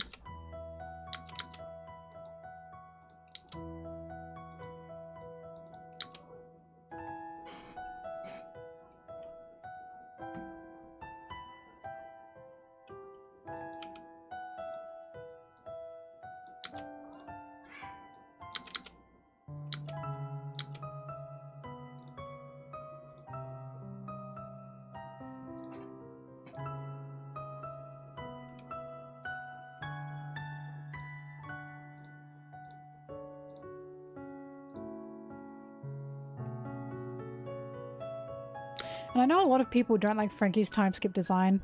Cowards. But I also love Frankie's because the whole thing with Frankie is the only reason he became a cyborg is because he got like beaten, right? He got beaten by the train when he was younger. And it fucked him up and he couldn't move. And he's like, I have to like improve myself. I have to rebuild myself. And he did. And that's how he became Frankie, right? Or like he became his own battle Frankie. And then from there, he got beaten again in Saboti. And he realized again, I must once again upgrade myself and I must once again improve myself. And in the same way he upgraded himself in Water 7 because he wanted to protect the people he loved, he did it again. So like Frankie's original upgrade was for Iceberg, was for Tom, was for the city of Water 7. Frankie's new upgrade was for the Straw Hats as a Straw Hat. His new like showing of himself and his new body is for the love of the Straw Hats, right? He gives his body to those he loves. His body is something that he can build and create to protect those he loves. Like, I know a lot of people don't like his new design, but I thought it was like a fantastic showing of like what this means to Frankie and what the Straw Hats mean to Frankie. He literally took himself apart and rebuilt himself again for the Straw Hats, right? And for himself as well. I just thought it was just fantastic.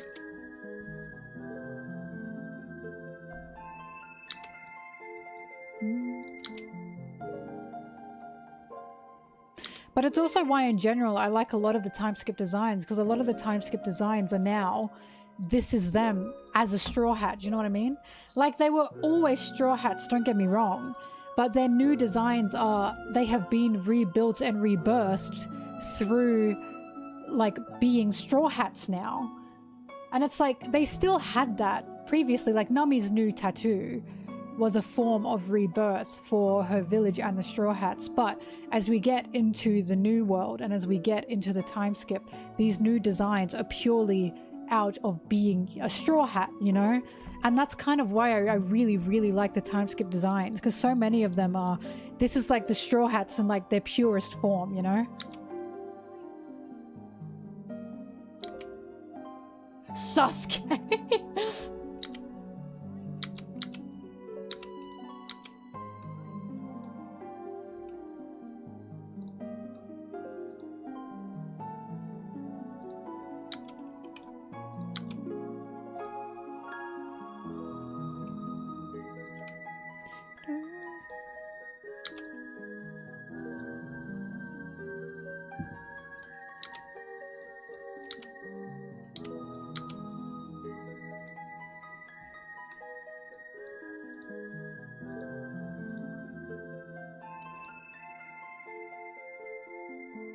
It still kills me that the person wearing the most ridiculous outfit in terms of pirating, being on the seas on a ship in the Straw Hats, is Sanji.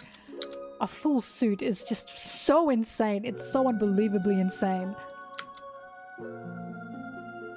Look, one of my favorite parts about Frankie is the fact that Frankie's own weapons and own inventions were turned against him. When he made those Battle Frankies, so he turned himself into a Battle Frankie because he is the only one who can control him. Well, you know, as far as he knows. But he's like the only one who can control him. No one can take advantage of his own guns on himself, his own inventions on himself, right? Like, that's him, and I always like that factor of Frankie. Which is why now I also like the Battle Frankie that he has now, General Frankie. Because he made the General Frankie after being with the Straw Hats, which is a showing of he is starting to forgive himself, to be able to make something that's outside of himself. Being able to create the tanks and the Mini Mary and the General Frankie.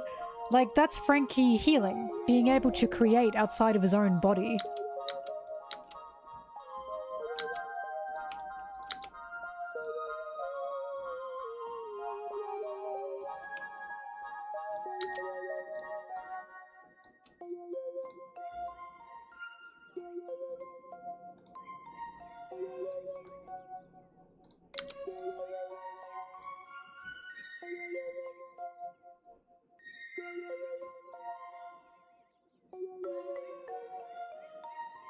Yeah, his hair upgrade. I love his hair upgrade.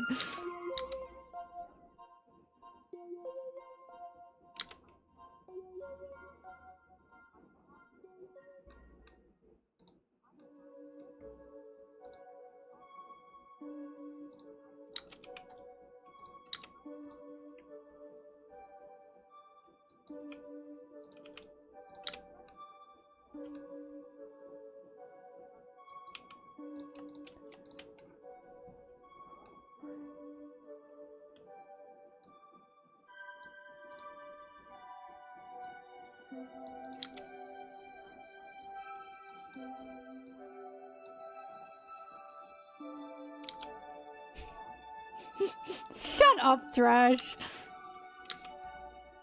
Mary should have died in the fire. Why did Frankie make a mini Mary? Grr!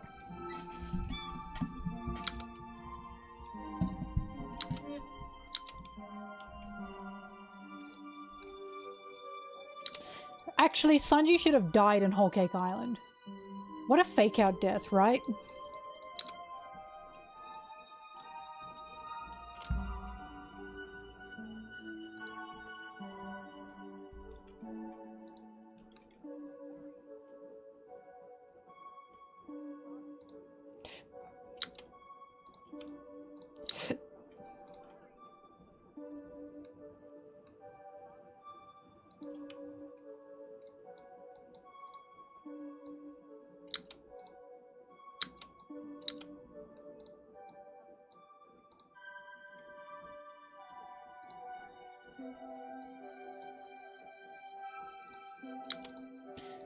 As you guys know, I understand, like, the issue with Pearl. I get it. To me, it just wasn't the worst thing in the world because, I understand, once again, what Oda was going for with that, which is Spirit of Alabasta survives. It's just, yes, that explosion was a bit too big, but overall, I'm not, like, fussed about it because I was like, oh, yay, Pearl's alive. Like, I went yippee at the end of the day. But it makes me laugh thinking about people who are like, that really upset them to the point they're like, Pearl should be dead. And I'm thinking, whenever they see Pearl in the story now, does that like really piss them off? Because it's like, when they see Pearl, are they just angry? Like, you should be dead, you know what I mean? Like, because again, yeah, the explosion was big, but Pearl being alive did not like ruin anything for me. But it just makes me laugh. It makes me laugh that some people are like so aggressive about that.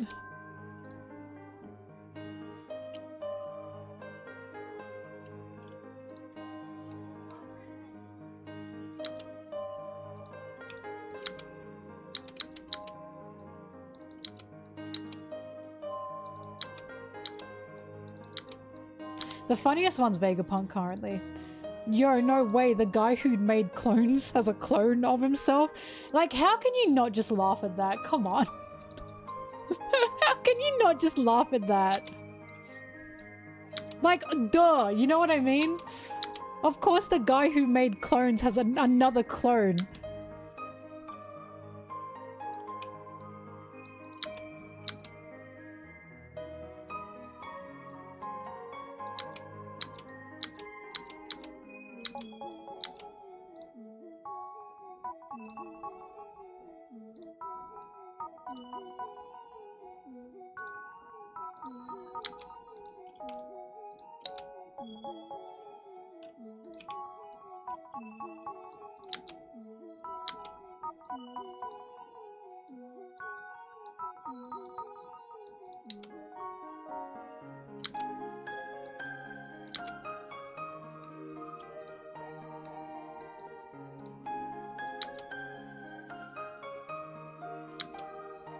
Well, that's it. He does have a clone of himself because he knew people were coming after him.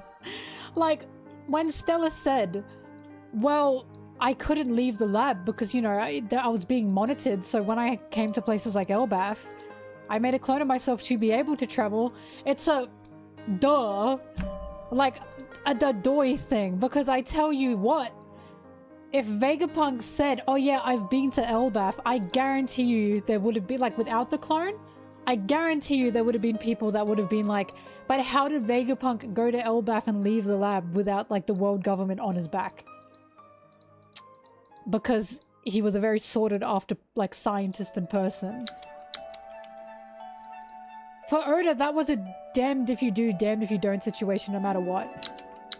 But personally, I just laughed. I just laughed. The guy who makes clones has made a clone. Like, oh, duh. Of course. It is just a thing that makes sense. That's why it made me laugh, because I was like, obviously, right?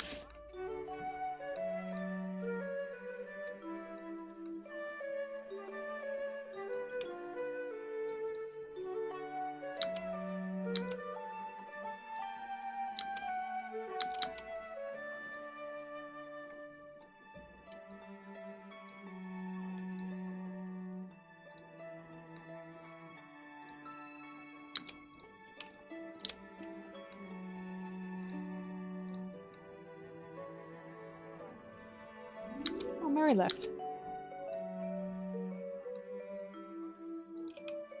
La, la, la, la, la, la.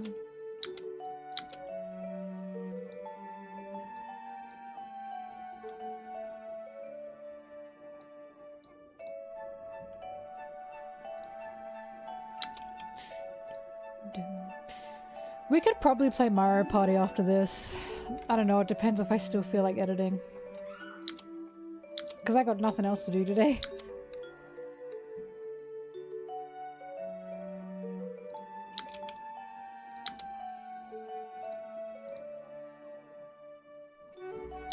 I don't know, because the other thing is these fucking glasses, I don't...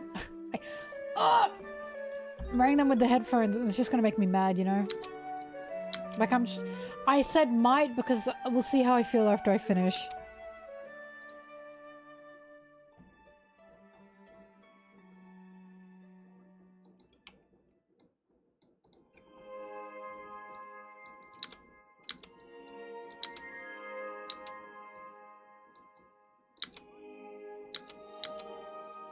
I was also gonna go to the gym, and then I was like, I don't have my contacts. First of all, I'm not going to the gym with my glasses because the sweat, the heat, it's gonna make them fog up and make them like... Second of all, I'm not going to them without glasses because I can't fucking see anything. I'm in disarray because my contacts haven't arrived yet and I don't know what's going on. Oh, I'm editing on my chapter review for 11:35.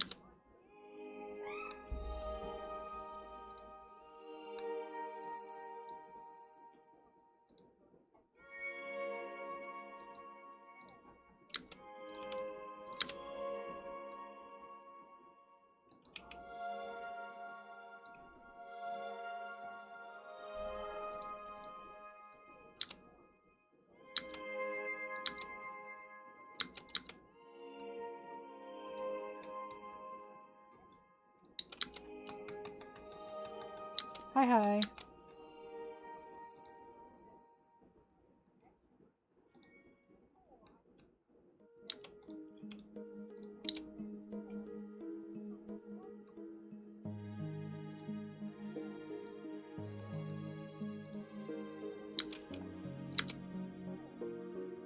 Yep, back to work.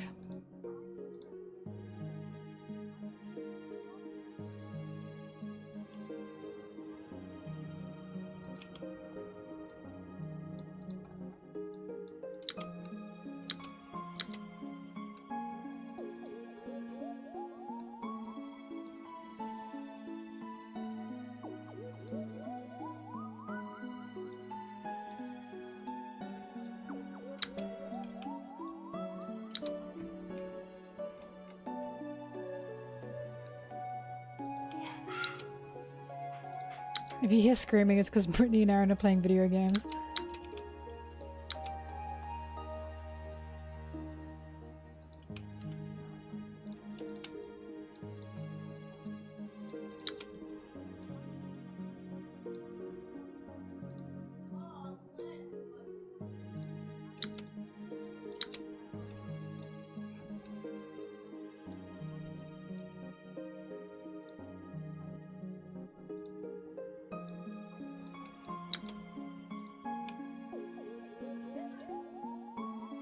Oh yeah, I love Brittany.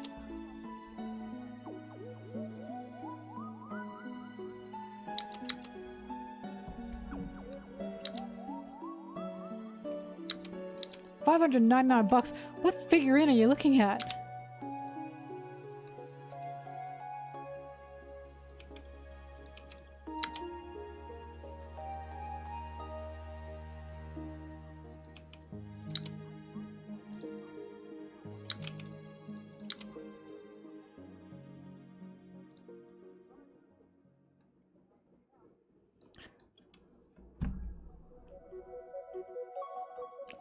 I don't know what's worse, the fact that you said that or the fact that I know what one you're talking about. Like, I immediately, it came to mind. Immediately it was in my head. I don't know what's worse.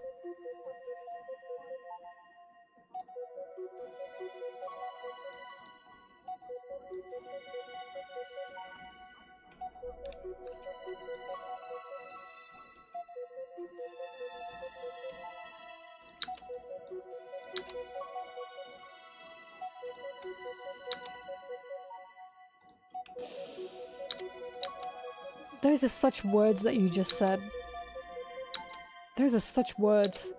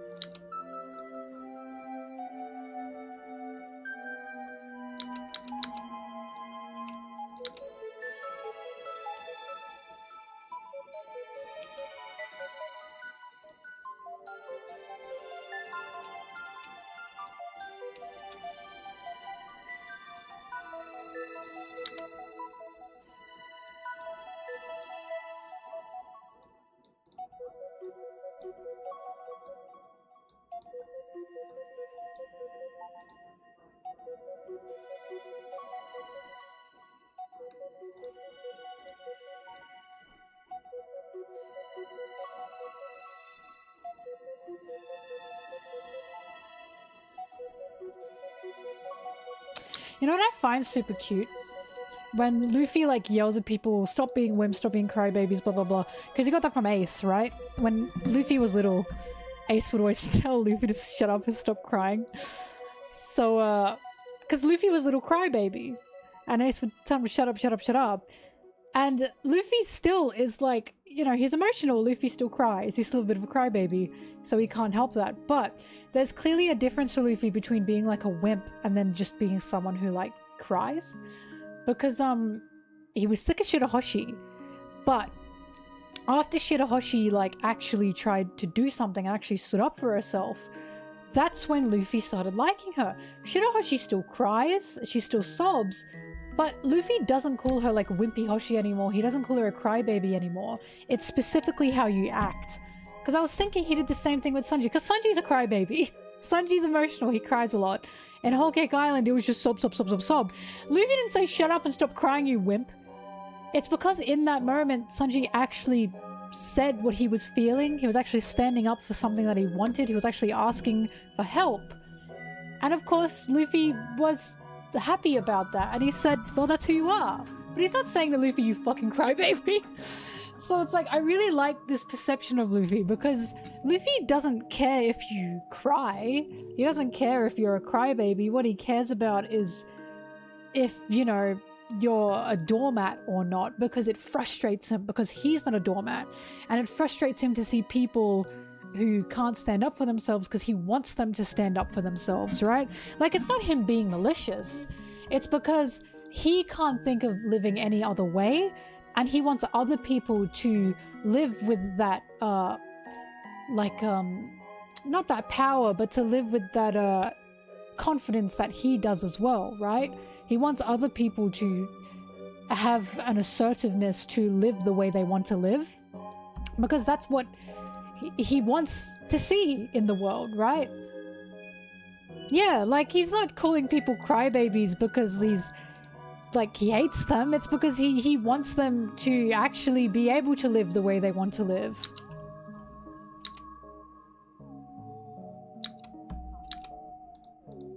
Like, if you're a passive person, that's fine. If you're like a doormat that just doesn't try to change anything about something that is upsetting you, that's when he gets upset, because he's like, come on, we should do something about it. And that's why he hit Sanji, because he said, oh my god, tell me how you really feel. Like, he just wants people to be truthful to themselves and to him, right? Because that's why Kobe really, like, he said to Kobe, wow, I hate you. Because Kobe was stuck in this situation that Kobe hated. He thought he was living in a hell, and Kobe was like, oh, I can't do anything about it. And Luffy was literally, well, why? Why are you choosing to, or why are you deciding to just live here, be here for like 3 years or something? Or like a year, however long Kobe was there. Instead, when you can just do something and stand up for yourself, right? Like, that's all Luffy wanted from Kobe. And Luffy's own perception of life is what made Kobe go, I don't want to be here anymore. I want to actually go out and, like, be who I want to be. Well, Zim, if you think Luffy would hate you, like, he wouldn't hate you. He just wants you to be able to exist the way you want to exist. He just wants you to be truthful. If you think Luffy would hate you, then when you find yourself in a moment of passiveness, you gotta stand up and you go, fuck this, I don't want to do this. That's what Luffy's asking from you. He's asking for you to go, fuck this. Why am I putting up with this? Right? Like, I got that idea from Luffy as well. So did Mugi. Mugi wanted to Goofy. He quit his job because he hated his job. And he was like, oh my god, Luffy wouldn't want this for me. And he's right. Like, my god, I was kind of the same. That's exactly what Luffy... Like, it's not that Luffy hates you. It's just Luffy doesn't want this for you.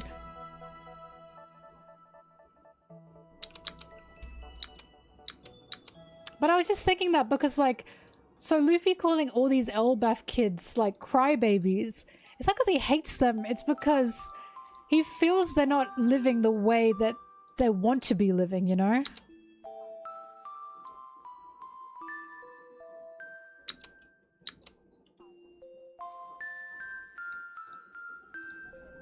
Hi, bombing.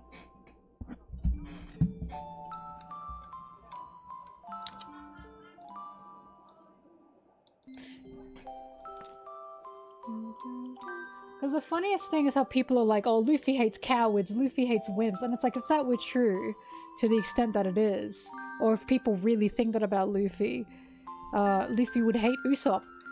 But of course, Usopp is not a coward. He's not a wimp, but... Well, he's a bit of a wimp, right? But he's supposed to be. That's what we like about him. That's what I like about him. He still turns around and fights when he has to. But the fact that Luffy loves Usopp, and one of Luffy's best friends is Usopp, and his crewmate is Usopp, shows it's not like the crying factor that Luffy cares about in a person. He's not going to hate you because you cry and you sob and sometimes you run away. He's going to hate you if you just turn your back on something completely, and especially if you're turning your back on something that you believe in. That's what he hates.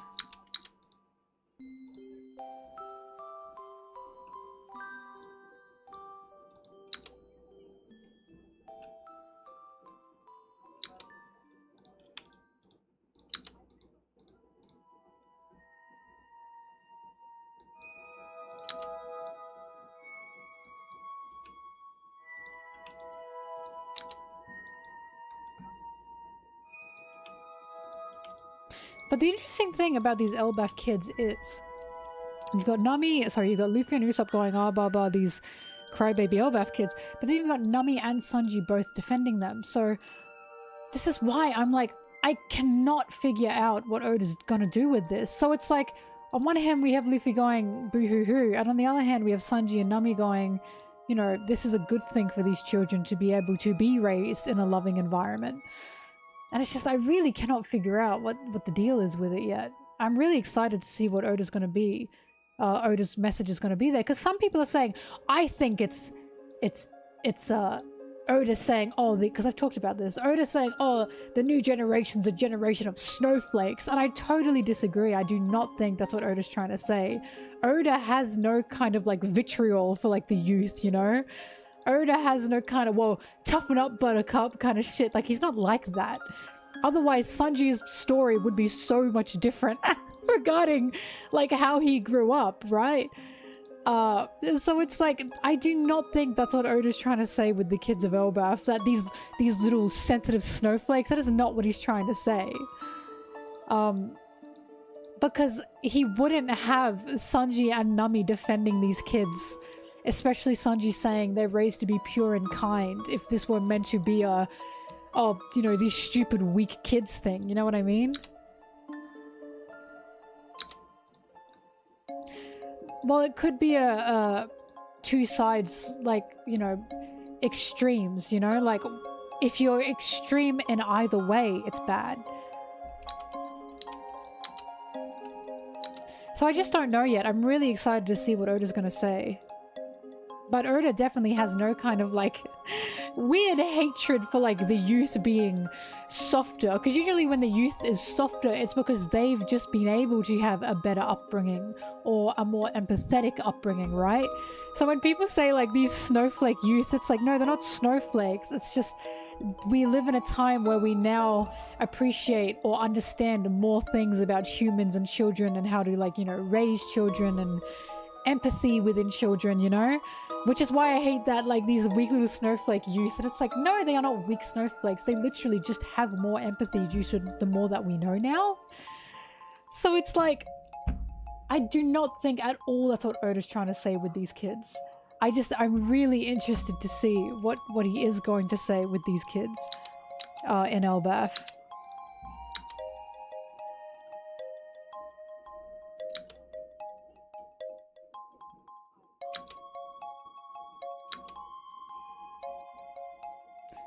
Well, some of our parents don't hate us. You and I, maybe. I can't speak for everyone, of course. But it is honestly incredible when, like, because I was talking to someone who was a primary school teacher, and they were talking about, you know, the kids that they teach, and she said there just really is such a like a difference, she thinks, in like how I would have acted or how me and my friends would have acted when we were like 10 to like 12 compared to how these kids act now. You can really see there's more of an understanding and more of an idea of like being empathetic now, much more so than she's seen before in children now. And it's a good thing, right? So that's why I'm like, I just do not see Oda going the route of these stupid little snowflakes. I just can't see him going in that direction. Because everything I've read in One Piece doesn't tell me that Oda, like, thinks that.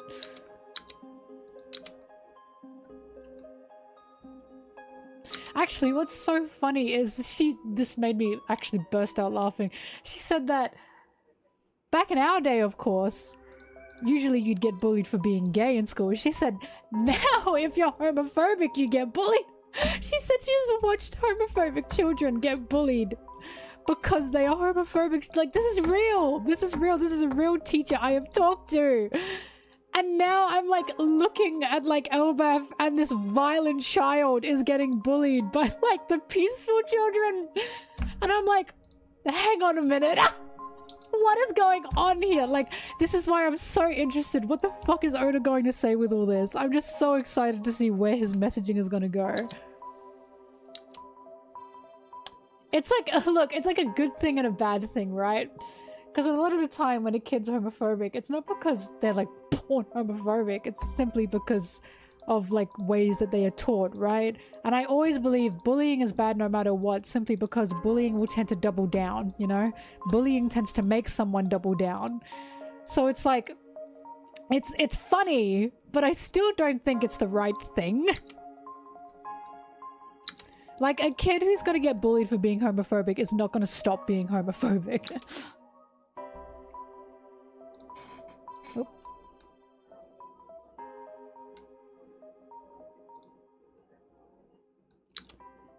But that's why I'm like, fuck, what the hell is Oda gonna say? I just don't know. Yeah, bully the parent. Gotta bully them harder. Thresh, they are. I'm telling you, this was from someone who's been teaching in school for like 5 years, and she's witnessed this. It's crazy. Is this the future liberals wanted? It depends on the country, of course. But I still think that's hilarious.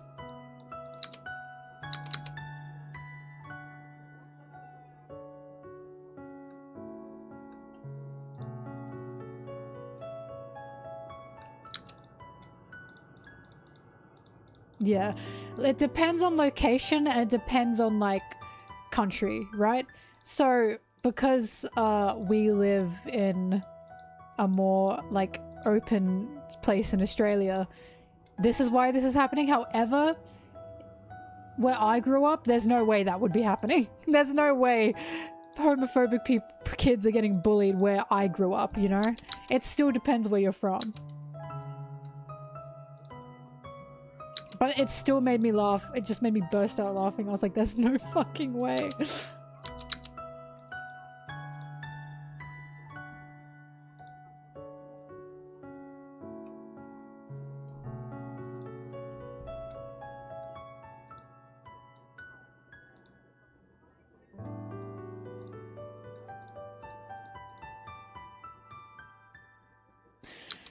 Also, the way Ripley talks about King Harold, but she's teaching the older ways to her son.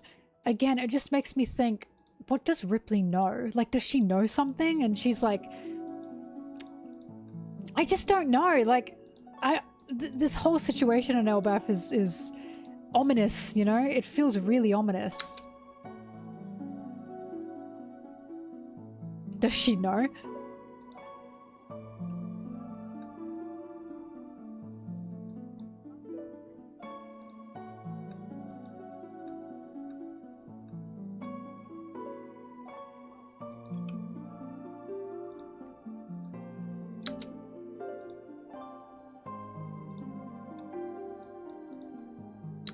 I will say Colin having a mum is a win.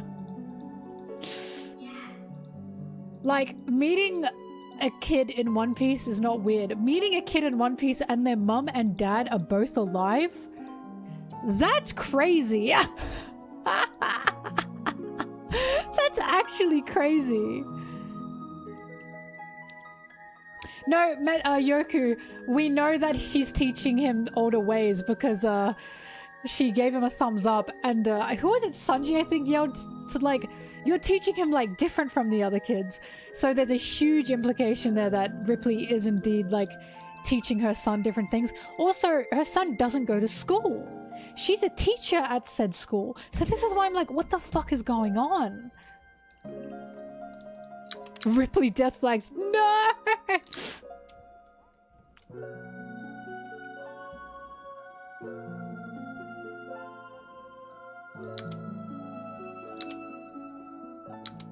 Yeah, it was Sanji. Sanji went, you're teaching him like different from the others. Because she gave him the thumbs up. So she clearly like agrees with the way Colin is. So it's just, God, I really don't know what's happening.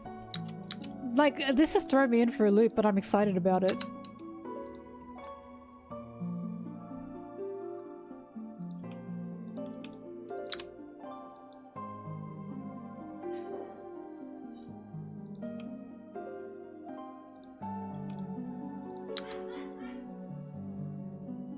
I don't think it's a red flag for the dad or Ripley because Colin seems to be a happy kid. I feel Colin loves his mum and his dad. I think if Colin didn't like his dad when they'd mention his dad, like he wouldn't have cared to either mention him or he wouldn't be like all smiles when they mention him. Do you know what I mean? I just think if anything it's red flags for what the fuck is happening in Elbaf. Like something doesn't feel right.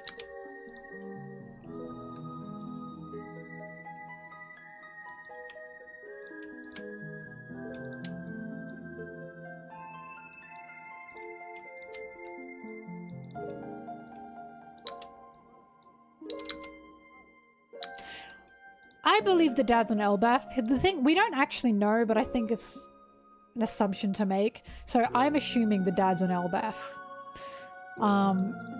For all we know, the dad's not and is out sailing somewhere, but My assumption is the silhouetted man we saw is the dad.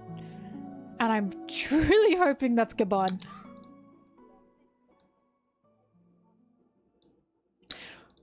Also, if it's Gaban, it would make sense for Shanks to talk to Colin. Because then that's a Roger Pirate kid.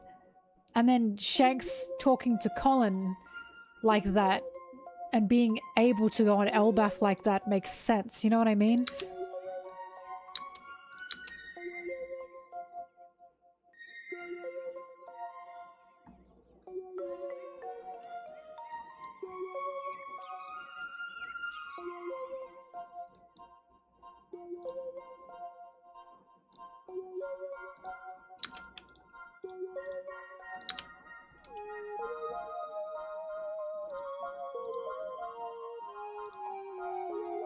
Shanks does just talk to kids, but like we haven't really seen him talking to any other kids since Luffy. And Colin does seem to get a bit of special treatment from Shanks and from Elbaf in general, by the way. Like, we've only seen Shanks talk to Luffy. And I guess Ado, if you count that.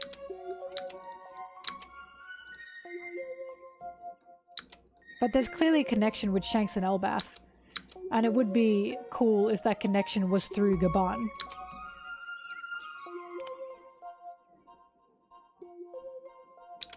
Sorry. Did I say Ado? Oh my god, Shanks raised Ado. Can you believe this? I meant Uta. The knee slapper there, did you hear that? The desk slapper. Brittany thought it was hilarious.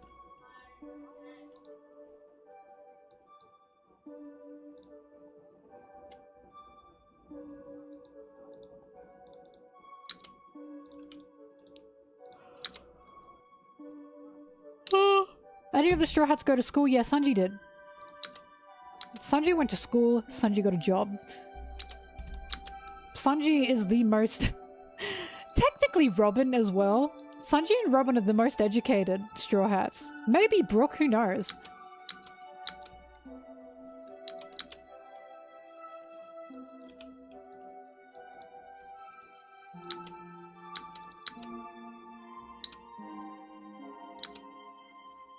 Zoro went to sword school. He was at a dojo. How did two of you say that at the exact same time? Formally educated. Robin and Sanji are the two who are formally educated because they went to a school. Like, Robin has a degree. Chopper doesn't.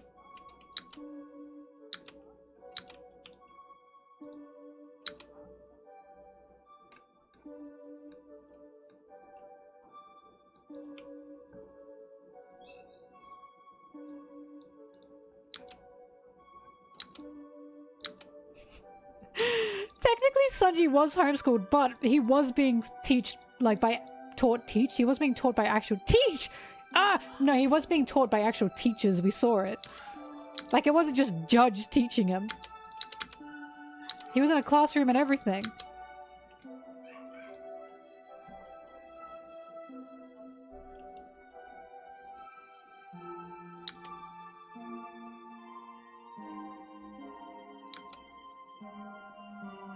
Nami is self-taught, and that also makes her a genius. Robin is self-taught in reading the poneglyphs, which is incredible.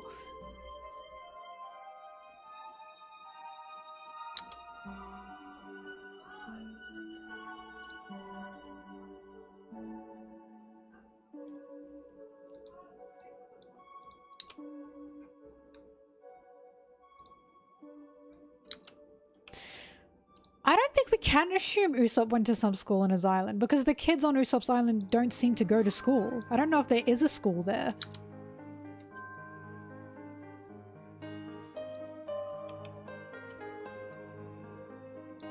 Law? Law had a formal education? He's on a straw hat, but you know.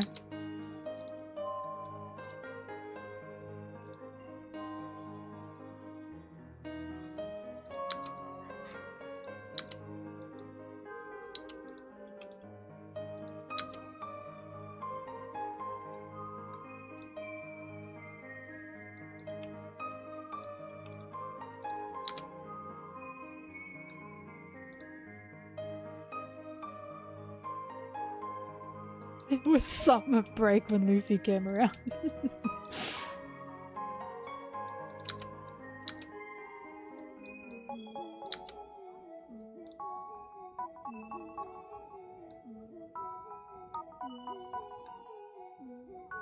That's what I mean. I wonder if Brooke went to school. It's possible. Jinbei didn't. I'm pretty sure we know Jinbei didn't. Because he was an orphan in the bad alleys of Fishman Island.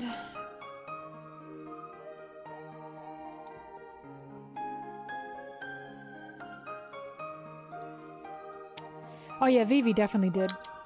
I assume Vivi's education was like Sanji's. The royal education of you have teachers come into the palace.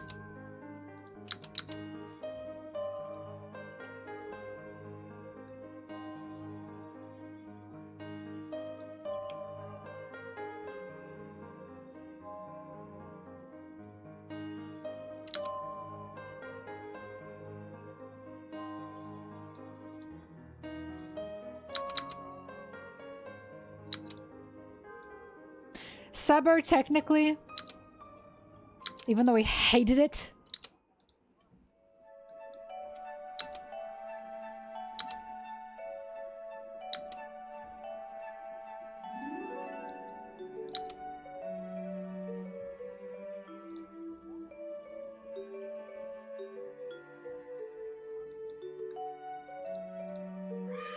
But yeah, we saw Sanji was like learning about biology with a big biology textbook in his past. That's when he had the turtle on his desk. And then his brothers beat him up for liking a turtle.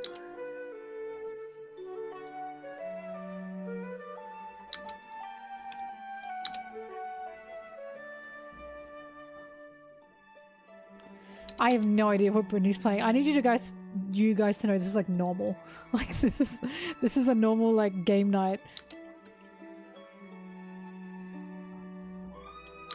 Well, obviously Sanji's teaching home ec, without a doubt.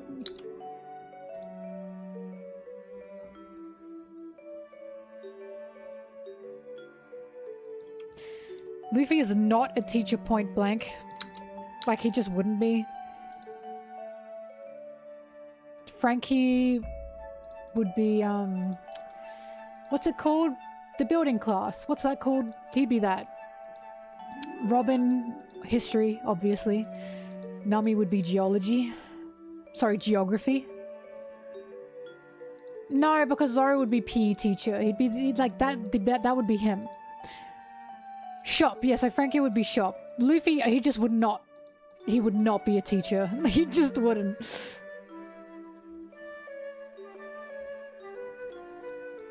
Yeah, so Zoro would be PE teacher. Jim. Brooke music, obviously.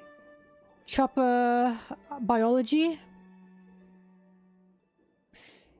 Jinbei. Jinbei's like the substitute. I can teach like anything. Jinbei's home ec teacher.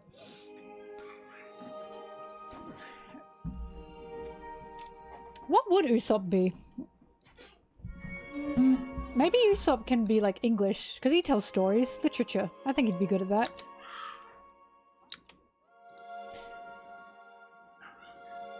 Oh, art teacher! So true! Oh my god, Usopp can be an art teacher. Jinbei just strikes me as just, like, substitute teacher. Like, he can just stand in for anyone. Swimming? That's part of PE though.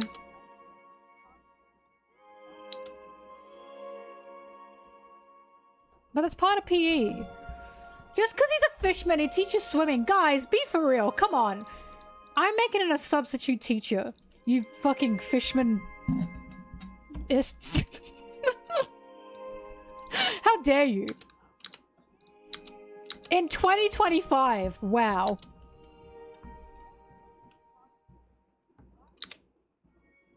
Swimming and PE were not two separate classes for me, but that might be an Aussie thing.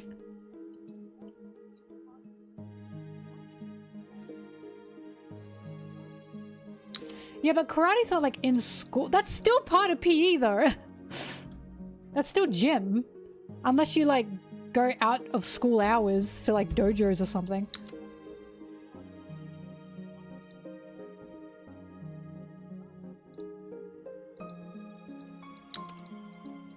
Vivi's the principal, and then Luffy I guess can be the vice principal. That doesn't do anything! He just needed a job, he's a bum.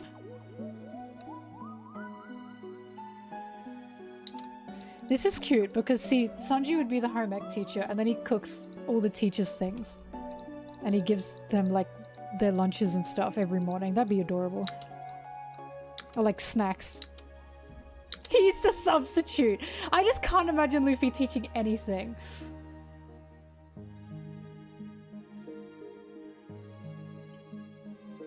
Superintendent Luffy. Did I miss anyone? No, that's everyone. Luffy, no! Luffy's the janitor. Luffy just would not teach. I just can't see it.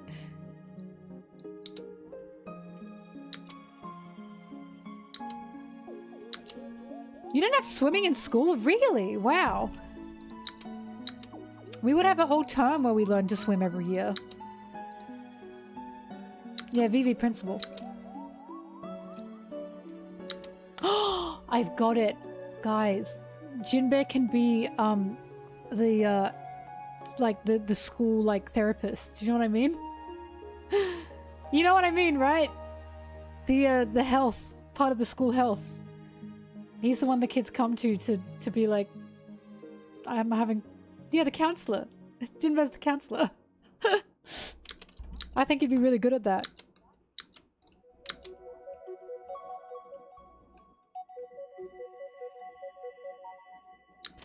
What the freak are bug catching classes? Be so honest with me right now.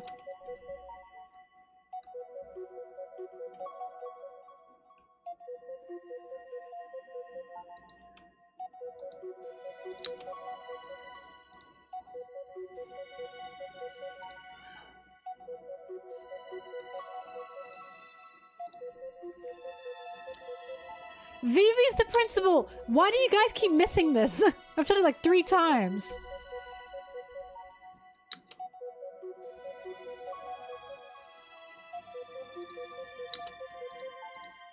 God, if you guys really want Luffy to be something, he can be the fucking, like, track coach at the end of the school day.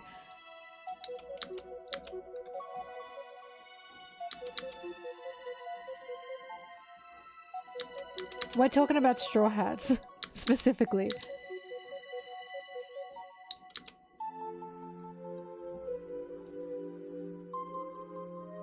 I don't know, I was only thinking about the Straw Hats here.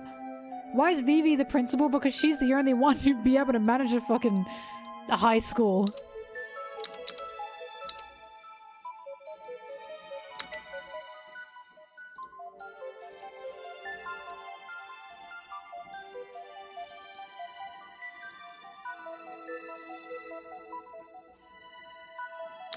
Sanji would also teach French, I've just realized.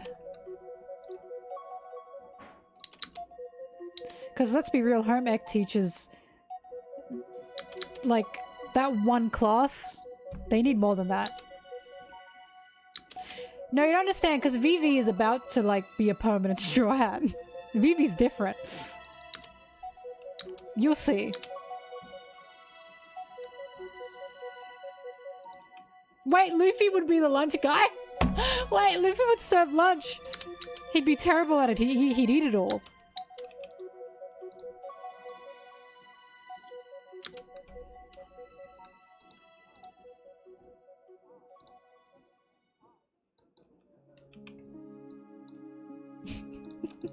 Luffy doesn't fit in a school environment at all. He just doesn't. You know what? Luffy can be a home ec teacher. That's it. That's his job. Here, that's it. But he'd be really bad at that.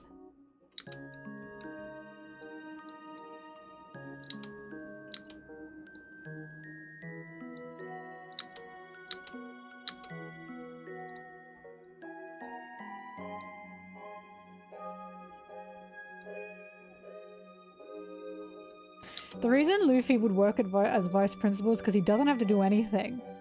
Everyone likes him, and then he can just hang around home ec and wait for like the class to finish and then run in and say, so what did you cook today?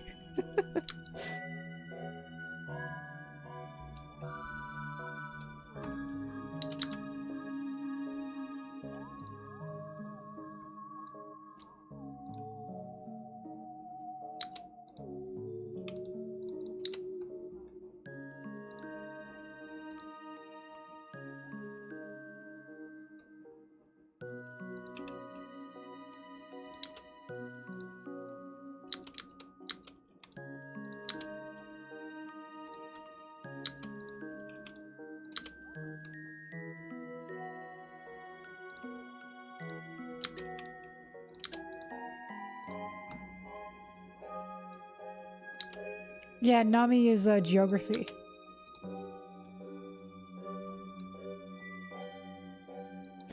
I love you, Nami, but I would not take a geography class. I cannot stand geography. I'd take it just for Nami.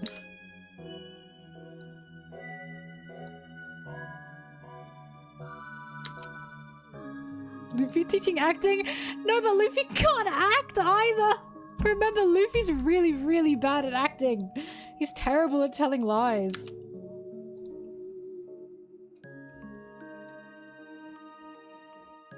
Sorry, did I say geography or geology? I meant geography. I hate geography.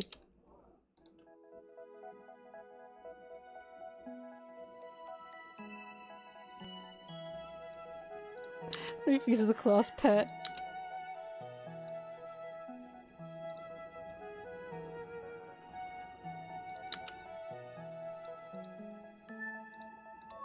Frankie's also a lot smarter than we give him credit for. Like, he's very intelligent, so he could be woodshop and he could be like the physics teacher. I think he'd be really good at teaching physics.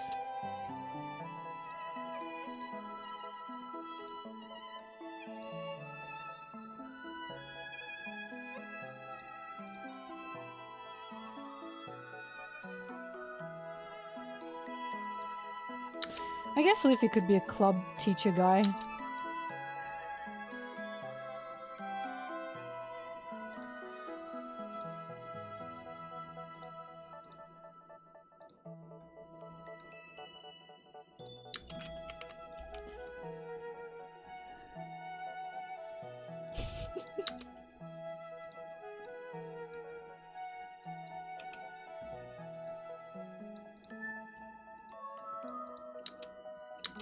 I'm just thinking of all the... Sanji could be home ec. He could be, French teacher, and he could be the health teacher as well. Sanji, you're so multi-talented. And meanwhile, Robin could be literature, history, fuck, there was another one that I had for her. I've lost it now. Spanish, I think?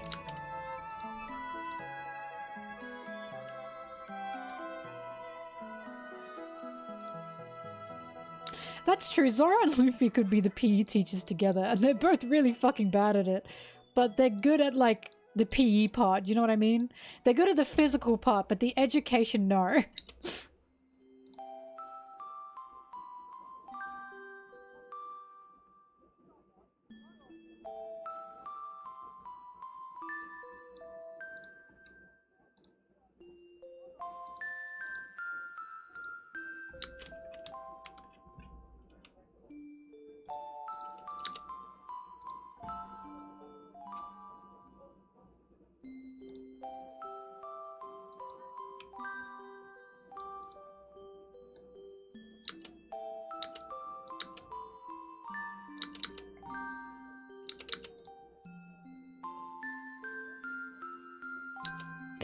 Wait, Luffy would totally just punt kids with, like, dodgeballs?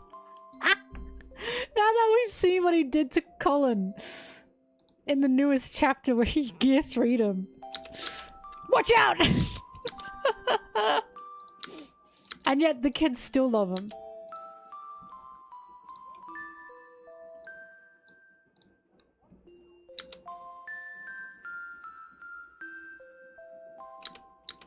Right, Sanji's an insane, well, next to Jinbei, you know, but Sanji is an insane swimmer. Every time Luffy's in the water, I check to see who pulls him out. 9 times out of 10, it's Sanji. No, not better than Jinbei, but we're not talking about fishmen. Obviously, Jinbei's the best swimmer.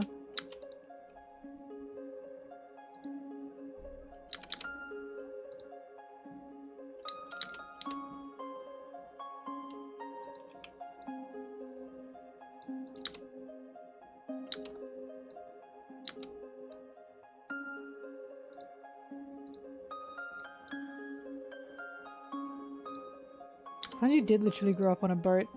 That's so true.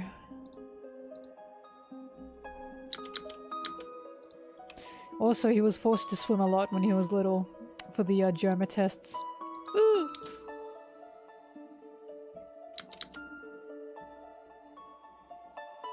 Look, it just feels wrong giving the fishman guy the swimming job. That simply doesn't feel right. Like, imagine Jinbei popping up to the interview. Oh, so you want to teach swimming? I'm actually educated in several fields. Why did you assume that I wanted to teach swimming? Like, if that is a microaggression, like if anything's a microaggression, that is one. Do you know what I mean? Also, what the fuck would Jinbei teach? Come on, humans, use your gills. Teach, we don't have those.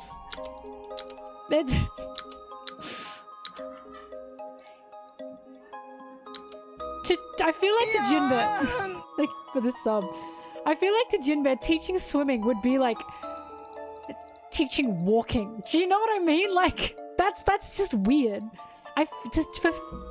For fishmen, I think swimming is just very normal. Obviously, like it's like walking. You should be able to swim by the time you're like 1. I don't know when babies learn how to walk. So I think if you said to Jinbei, are you going to teach humans how to swim? He'd be like, what? Like, damn, I don't know. Do you want to teach, like... hang on, I'm trying to think of the... Do you want to teach fishmen how to walk? Like, I think that would be the equivalent for him.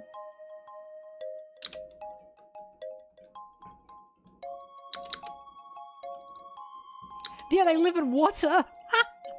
That's what I mean. So it's like, I feel like making Jinbei the swimming teacher just because he's a fishman doesn't look good.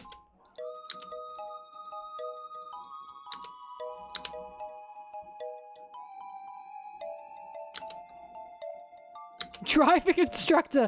Wait, no! Hang on, you're right. Jinbei would be a fucking awesome driving instructor. You were correct. You did it. That's exactly his job. Jinbei in the little car.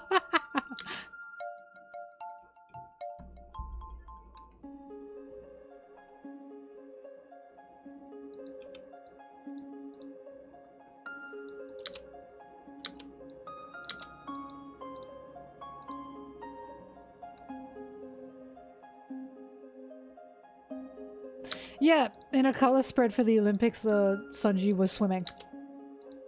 And I was like, swimming and not gymnastics. But obviously Sanji's a fantastic swimmer.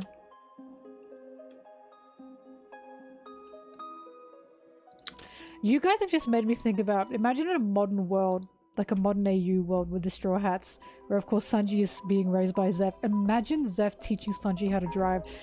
That would be... Stop! The brakes! The brakes! Shut up! That would be chaos! That would be so horrible. I know how to drive! No, you don't!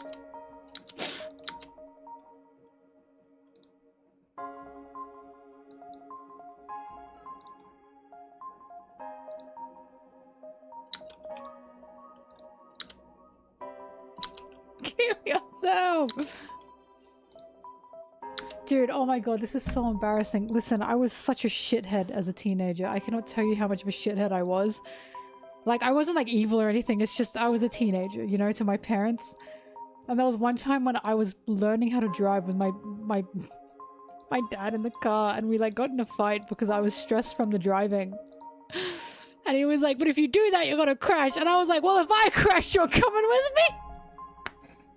And he said, pull over right now! And it's like, why the fuck did I say that? You know what I mean? Like, it was just me being an annoying teenager. If you do this, you're gonna crash. Well, if I crash, you're coming with me. God, that's what Sanji would say. I was such a shithead.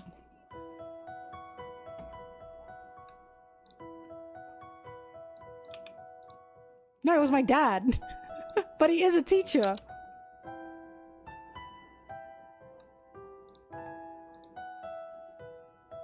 No problem.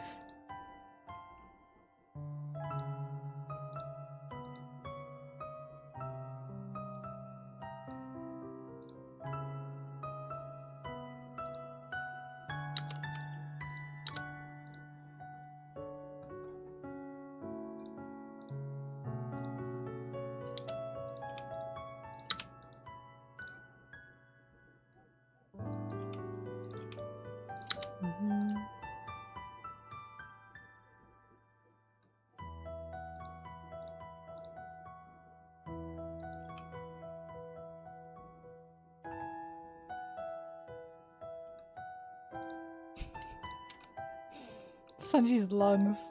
The funniest thing about Sanji is, I know not modern, like in actual One Piece, his lungs would be like clean because of his German DNA. He can smoke as much as he wants.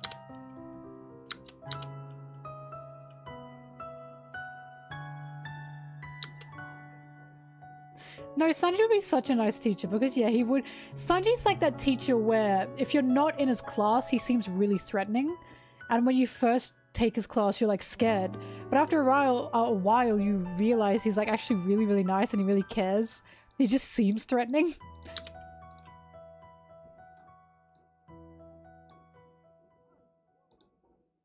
Because I had a teacher like that in my high school, and the younger kids thought that teacher was like really scary and really threatening. But when you actually like get older and you're in the senior level and then you took their class, they were actually like, really nice, and they were really patient with a lot of the kids.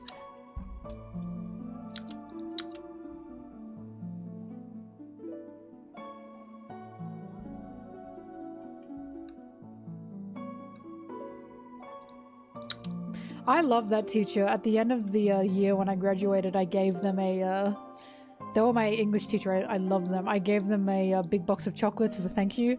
And as I walked out the room, they said, "You're the best, Mel!" And I was like, oh. I'll never forget that.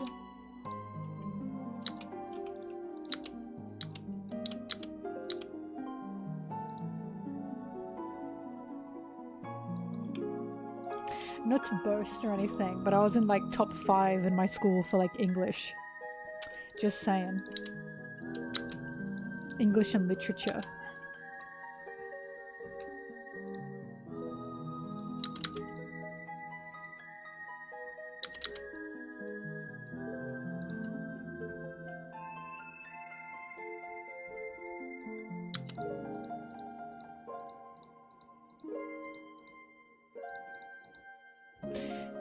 If a kid hit on Robin or Nami, I think Sanji is in his right to beat that child up. Because that child should learn, what the fuck? You should not be doing that to your teachers. Get him, Sanji!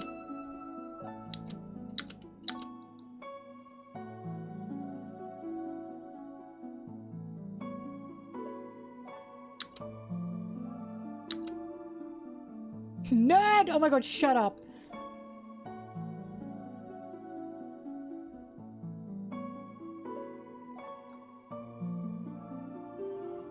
Just be glad you were passing. Hey, C's get degrees.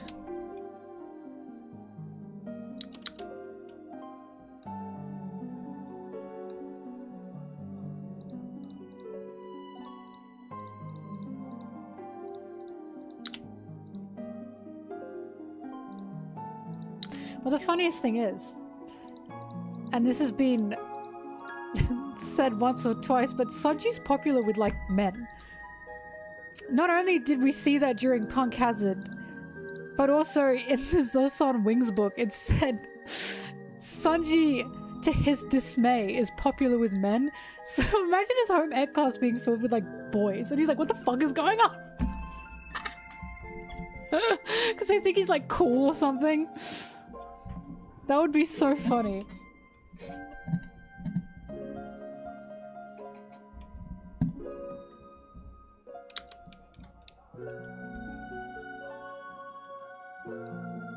Yeah, and in Shokugeki no Sanji. I love that. To Sanji's dismay, he's popular to men. In Zou as well, all the men minks wanted to snuggle Sanji, got you Sanji, and he said, leave me alone! And they were like, that's not fair, that's not fair!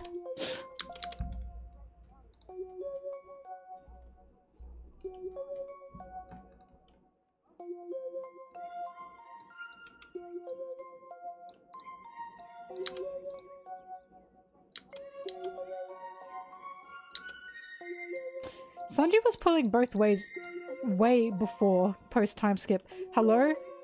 Gin? Have you forgotten about him? How dare you? His first pull on screen was literally Gin.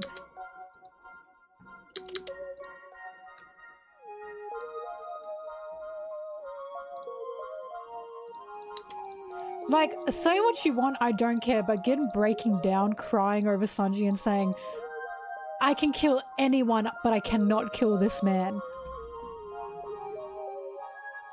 Peak cinema. Peak cinema. Wiper! I don't remember Sanji Wiper interactions. And that's crazy, because Wiper's one of my favorite characters. No, no. No, his first pull was Luffy. Because Sanji was ready to not join the Straw Hats, and Luffy was still holding Sanji's like neck and going, please.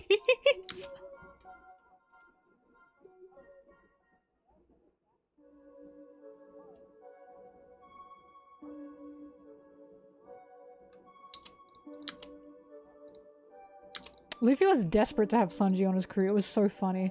One of my favorite panels is forever when Luffy goes, okay, I give up. But then it pans out and he's still grabbing Sanji by the collar, and Sanji's like, can you let go? Sanji meeting Full Body would be funny. Too bad Yellow's not here, because then they'd find out someone gaff about Full Body.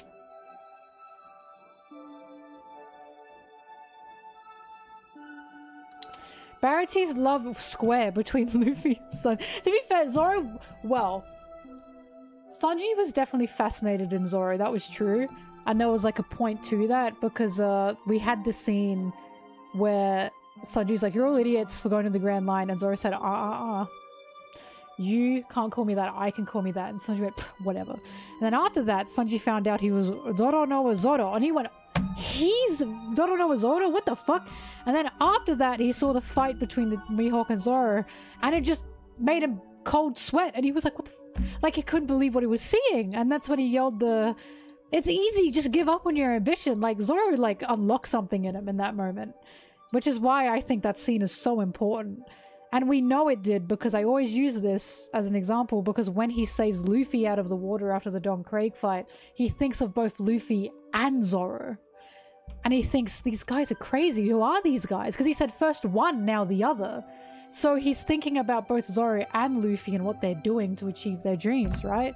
Which is why I always say Zoro is one of the reasons he even joined the Straw Hats, because of what he saw Zoro do. It was amazing to him. It was just astounding. Like, it was very important to him. And then, of course, Luffy as well was very important to him as well.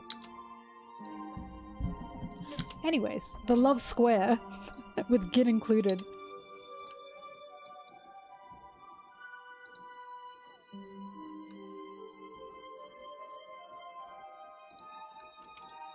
Whoops.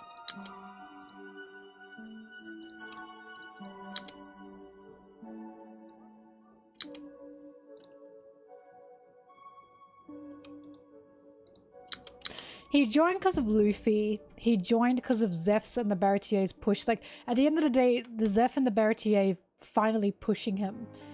is really what made him go. I love that scene where he gets kicked out by Zeph and he goes, "Fuck you, Dad," and he runs out. And then as he's about to walk back into the restaurant, he can hear Zeph especially talking to Sanji, saying like, Sanji's like a good kid. Sanji deserves more. I want Sanji to chase his dreams. Please take Sanji with you. Because Zeph just was guilty. He felt guilty about restricting Sanji to the Baratier, right? And he wanted Sanji to go out and find himself and find his dreams and actually live life, right? He didn't want Sanji to live for the Baratier and for Zeph. He wanted Sanji to live for him and for his dreams. And Sanji hearing that and hearing all the cooks going, yeah, Sanji's like a better cook than any of us. We want Sanji to be able to run free, all that kind of shit. And Sanji hearing that and like falling against the door and thinking, I can hear you idiots. Ah! It was so cute. Because in that moment, that's when Sanji truly realized what was happening. And when he truly realized, like, they're doing this because they care about him. Not because they hate him. Because the whole time, Sanji was trying to prove himself. The whole time he was trying to prove himself. And he thought Zeph was trying to get rid of him. Because Zeph didn't think he was useful. But the actual truth was Zeph was trying to get rid of him because he felt guilty for Sanji being chained to the Baratier. And he just wanted Sanji to live for himself. And that's when it all clicked for Sanji. And he was like, oh my god, he loves me. Ah, I love the Baratier. This is why when people are like, oh, Arlong Park is where it really picks up, I'm like, I just disagree. From the start, I think One Piece is fantastic, and the Baratier is truly what sucked me in. Because I was like, this is like just such a story of love. It really got to me. Usopp and the Kuro Pirates is... No, sorry, Brittany hated that. Anyways, Usopp and like the Kuro Pirates as well was just such a story of love, because Usopp was fucking terrified, but he still said, I'll do anything to make sure that my village feels safe and that my village is safe even if I'm terrified. Like, it was awesome. Oh, right, yeah. Yeah, Sanji said that the reason I joined is because of Nami, and it's like, you're such a fucking liar. This is what I mean. People don't understand Sanji's a tsundere. They just don't. And it's like, when will people understand? When Sanji says shit like that, he's like lying because he's like, he's got a cheesier reason, which is, hey, I kind of like these guys. Nami as well, of course. Like, people really don't understand Sanji, and it peeves me so bad. Sanji will literally say something and then do something else. We see it all the time.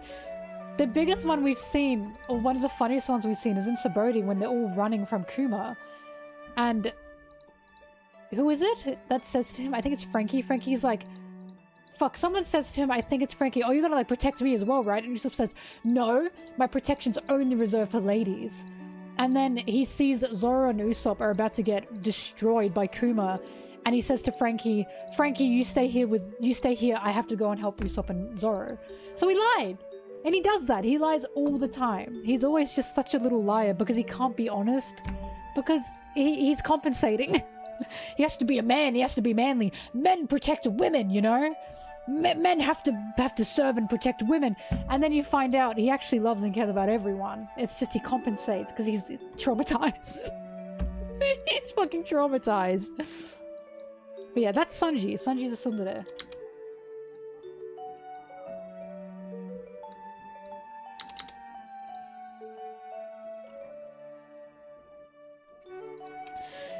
Well, look, when people don't like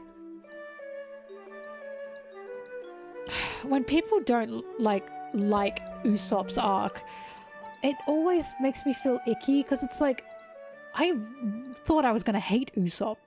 Usopp's arc made me really love and appreciate him, because he was a character that I felt I'd never seen before. And again, he's the boy who cried wolf, but instead of being eaten by the wolf, he fights off the wolf and then doesn't tell anyone that the wolf was there, because he wants them to still believe there are no wolves, right? Because that makes them feel safe. And it's like, he refused to let these pirates step onto his, like, step a toe into his village, because even if he died, even though he was scared, he loved his village. Even though the village would throw pots and pans at him and call him a liar, he didn't care. He loved his village, and he'd do anything he could to protect them. And like the moment where he grabs one of the members' legs, and he's like bleeding, and he's looking up at them, and he's saying, "I will not let you step a foot into my village." That was just phenomenal. And it's like, you see like Usopp as such a character, you know, through his arc. I just thought it was incredible, and I'm like, I've never seen a character like this before. Someone who I thought I would hate. But the whole point of Usopp is, yes, he's a coward, but he will still protect who he loves, even though he's a coward, right? That's the point. And it's like, I just love that character. And I also love that scene, because that moment, because Nami is fighting with Usopp, and Nami thinks Usopp's like a joke, right? Because they're both like, whoa, I don't want to fight, I don't want to fight. But that moment where she sees Usopp hold that guy's leg and say, "You are not stepping a foot into my village because I love my village. You will not kill anyone." That's when Nami shapes up as well and goes, "I have to help this guy." Like, that's when their connection forms too, because they're the same. They were both trying to help and save their villages, even though they're not very physically strong, even though they're scared. Like, Usopp's arc is really good, and when people say it's not, I'm like, what are you fucking talking about? Anyways, but yeah, I like One Piece. Hee hee, hee hee.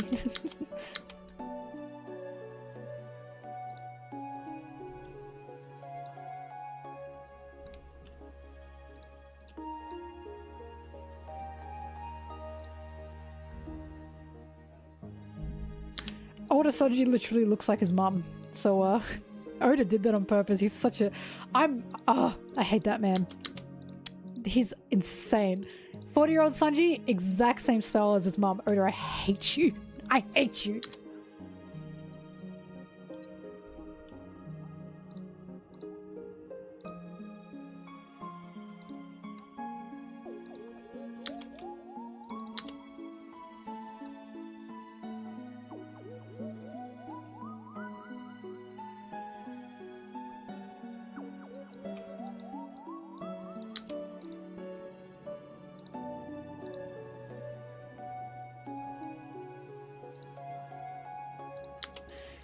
Don't forget, everyone, Sanji canonically has a drag mother. I want to let anyone forget that. That was so iconic. Yeah, of course I've seen Shokugeki no Sanji. That made me scream.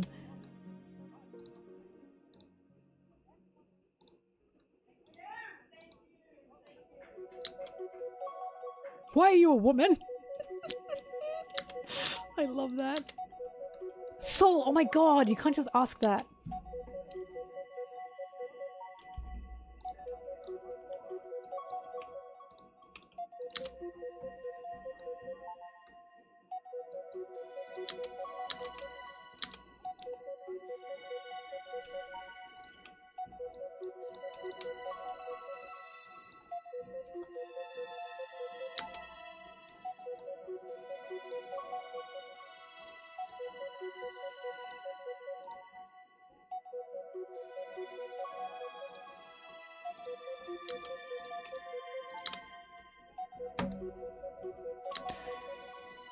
A man like Sanji in his 40s met me. I don't like men. I've said this. If Sanji were real, I would not care about him. The fact that Sanji is fictional means I like him a lot more than I would if he were real.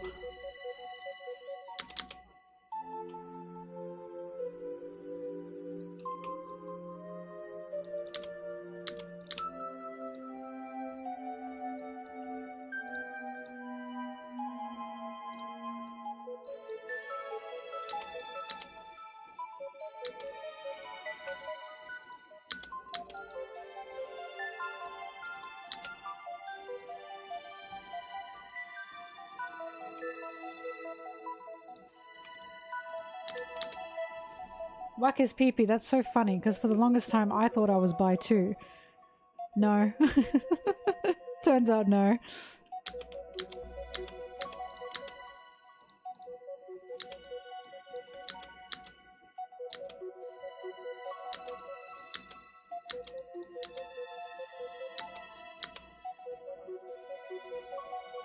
If Rayleigh were real. Once again, no. I love Rayleigh, but no. I'm I would never do that to beautiful women, unless they wanted me to.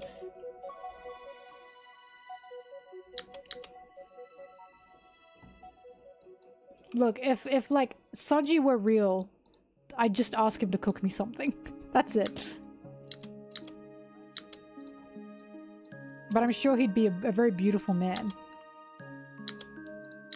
Befriending, yes.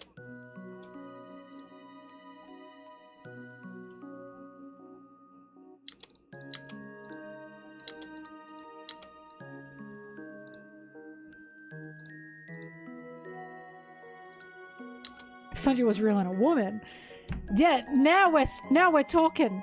Now it's a ball game.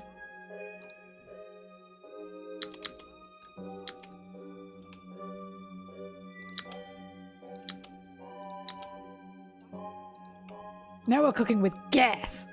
Gas. If Sanji were real, I'd put him in a saw trap. Just to see what happens.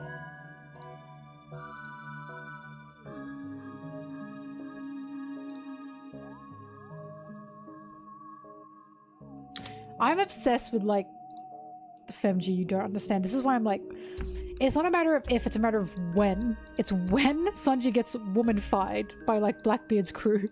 Please. Please, I would not be normal.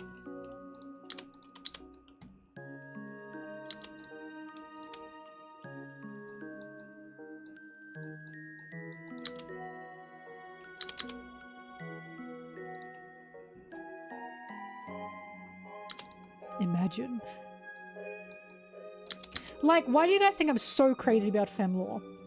Insane about her. She's like so my type. It's sickening. So it's like, Law, I love him. I think he's adorable. If you're real, Femlore, yeah, yeah, no doubt, no doubt.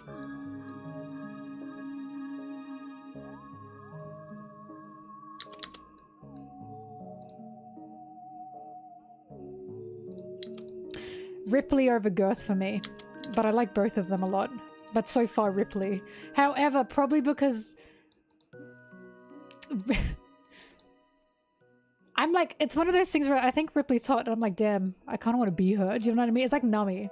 I fucking love Nami. I adore Nami, but Nami is more so, I feel I see more of myself in Nami. Out of like the girls in One Piece, Vivi's my absolute favorite. I adore Vivi. Femlore over Ripley. Depends on the lust factor. So like Ripley's like super hot, but again, I feel like I want to see more of myself in Ripley. For Law, my girlfriend. You know what I mean?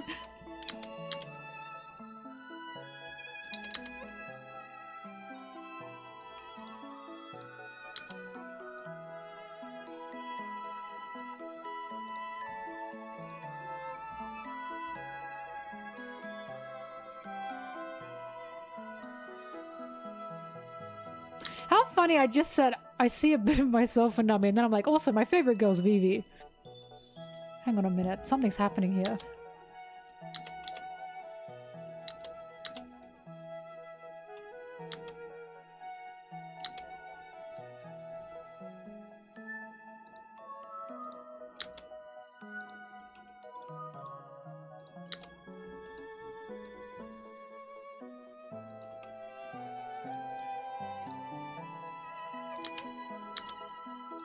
Okay, this is super weird, right? Now here's the thing. I have like this like weird like gender envy, and I need people to understand. It's like I'm not trans and I'm not a trans man, but I have like a gender envy for characters that are like big, beefy, stinky men. Like Zoro's on the list. Aomine from Kuroko's Basketball also on the list. This is gonna sound so weird. That guy from the first season of Squid Game, the like the gang guy, he had like the tattoo up his like neck to his like cheek. He was like dastardly, but him as well. There's like a category of big, stinky, dumb men, and I'm like, I have a weird gender envy. But listen, the gender envy is not like, oh, I feel like I am that. You know what I mean? Or I feel like I want that. It's more like, it must feel so good to be that. Do you know what I mean? Like, being Zoro must feel awesome. It's not that I want to be Zoro, it's just that I look at Zoro and I think that must feel good. Do you get what I mean? Being a big, stinky, strong man who is dumb, that has gotta feel good. There's just gotta be something good about that. But like, it's not that I want to be that. It's just like, for a day, it just must feel good.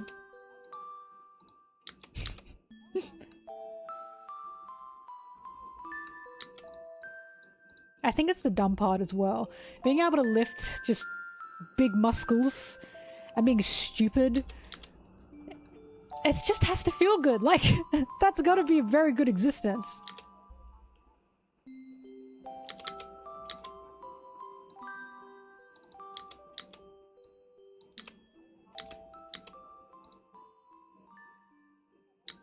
I don't know what it is. I honestly don't know what it is. It's just, I see big, stinky, dumb men and go, wow, that's gotta feel good.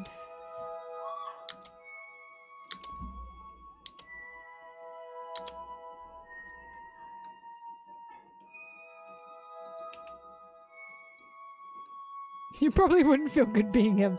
No, no, definitely not. Like, I'm not saying I want the personality.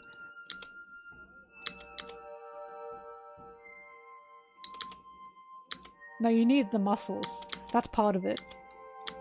I mean, I'm not saying you do. I'm saying for me to feel that, the muscles are part of it.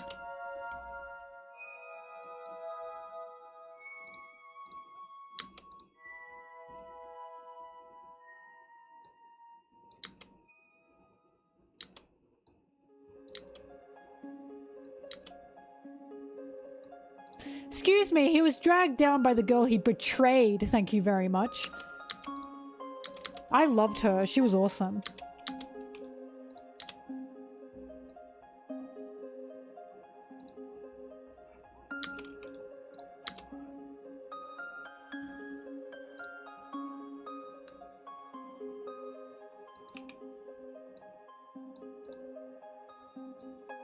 Anyway, there's also another guy in that list. He's, oh my god, I forgot his name. Basically from Kids on the Slope. I've mentioned Kids on the Slope so many times. But there's a character from there's a character from Kids on the Slope. Is his name? No, I'm thinking of something else. I'm thinking of a One Piece character here.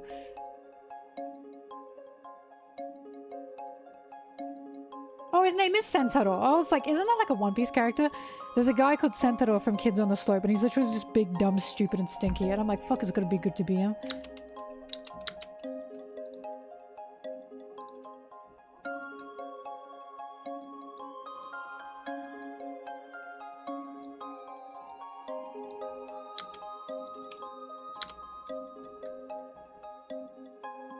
You want to see him? Okay, hang on.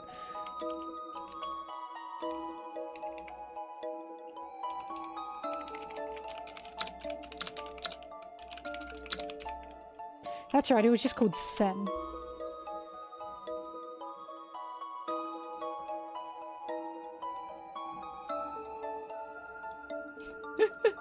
I love this anime. Please watch it. He's the guy on the right, if you could guess. He just is stupid and plays drums. Like, I mean, he's got way more to him than that, obviously. But I was like, god damn, I kind of want to be this guy. I love him. This is such a good anime, please. Kids on the Slope. It's a very good anime. Originally it was a novel.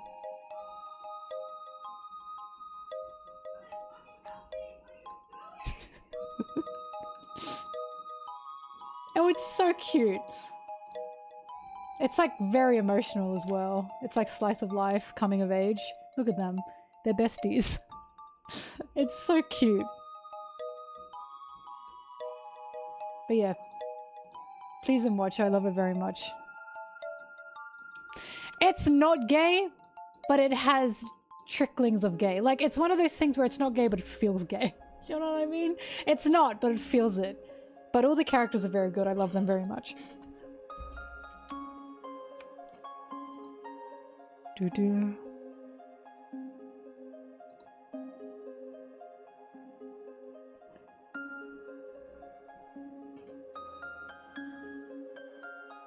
But yeah, very good writing. While I was stressed, my head hurt. My head hurt. Honestly, I'm excited to be done with this soon. I'm really hoping I get a call from my contacts tomorrow. Because I can feel the headache coming on. Look at bobbing in the back. Can you see her? This is her life. This is her life. I pay her bills, put a roof over her head, give her dinner, give her electricity, and look at her. Not a damn care in the world.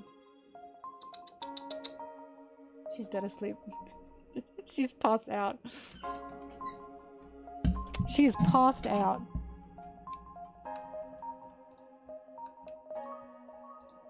She's a bum, she is. Bum that I took off the streets.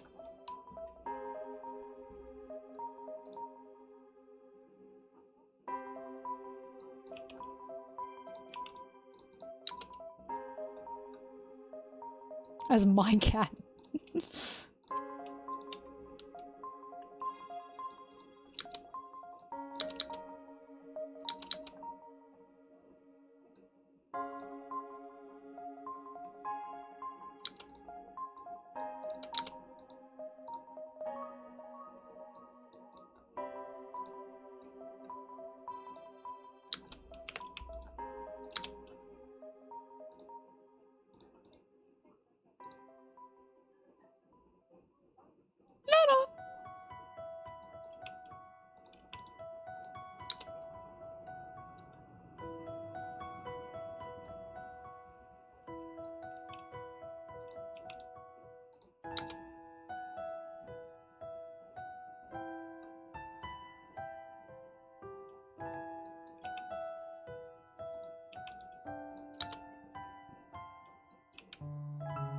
I haven't seen Blue Lock, I'm afraid.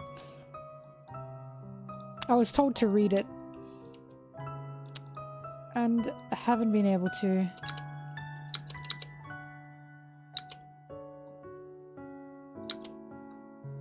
Yeah, chapter this week.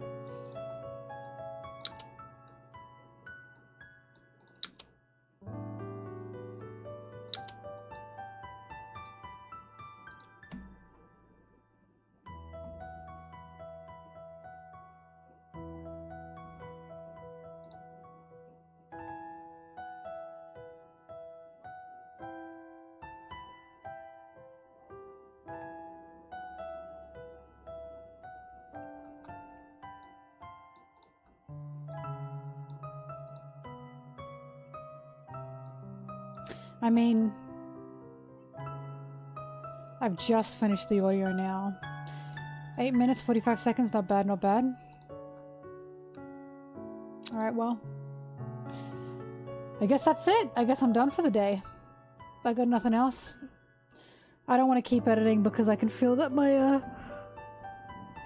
head's gonna go brr, and again I'm hoping that I get my contacts tomorrow.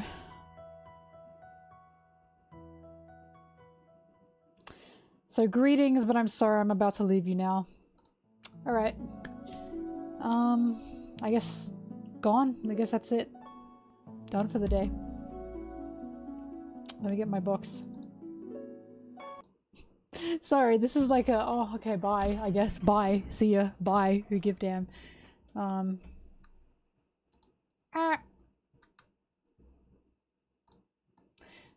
Alright. Thank you, everyone. I appreciate it. Hopefully I'll be back tomorrow. I will be back tomorrow. I have work to do, which is this. Anticlimactic, I know, right? I have work tomorrow, which is this. Again, God, I hope I get my contact lenses. We'll see what happens. And until then, I will see you all when I see you. Bye-bye. Bye-bye. Bye-bye. Bye-bye. Bye-bye. Bye-bye. Bye-bye. Bye-bye. Bye-bye.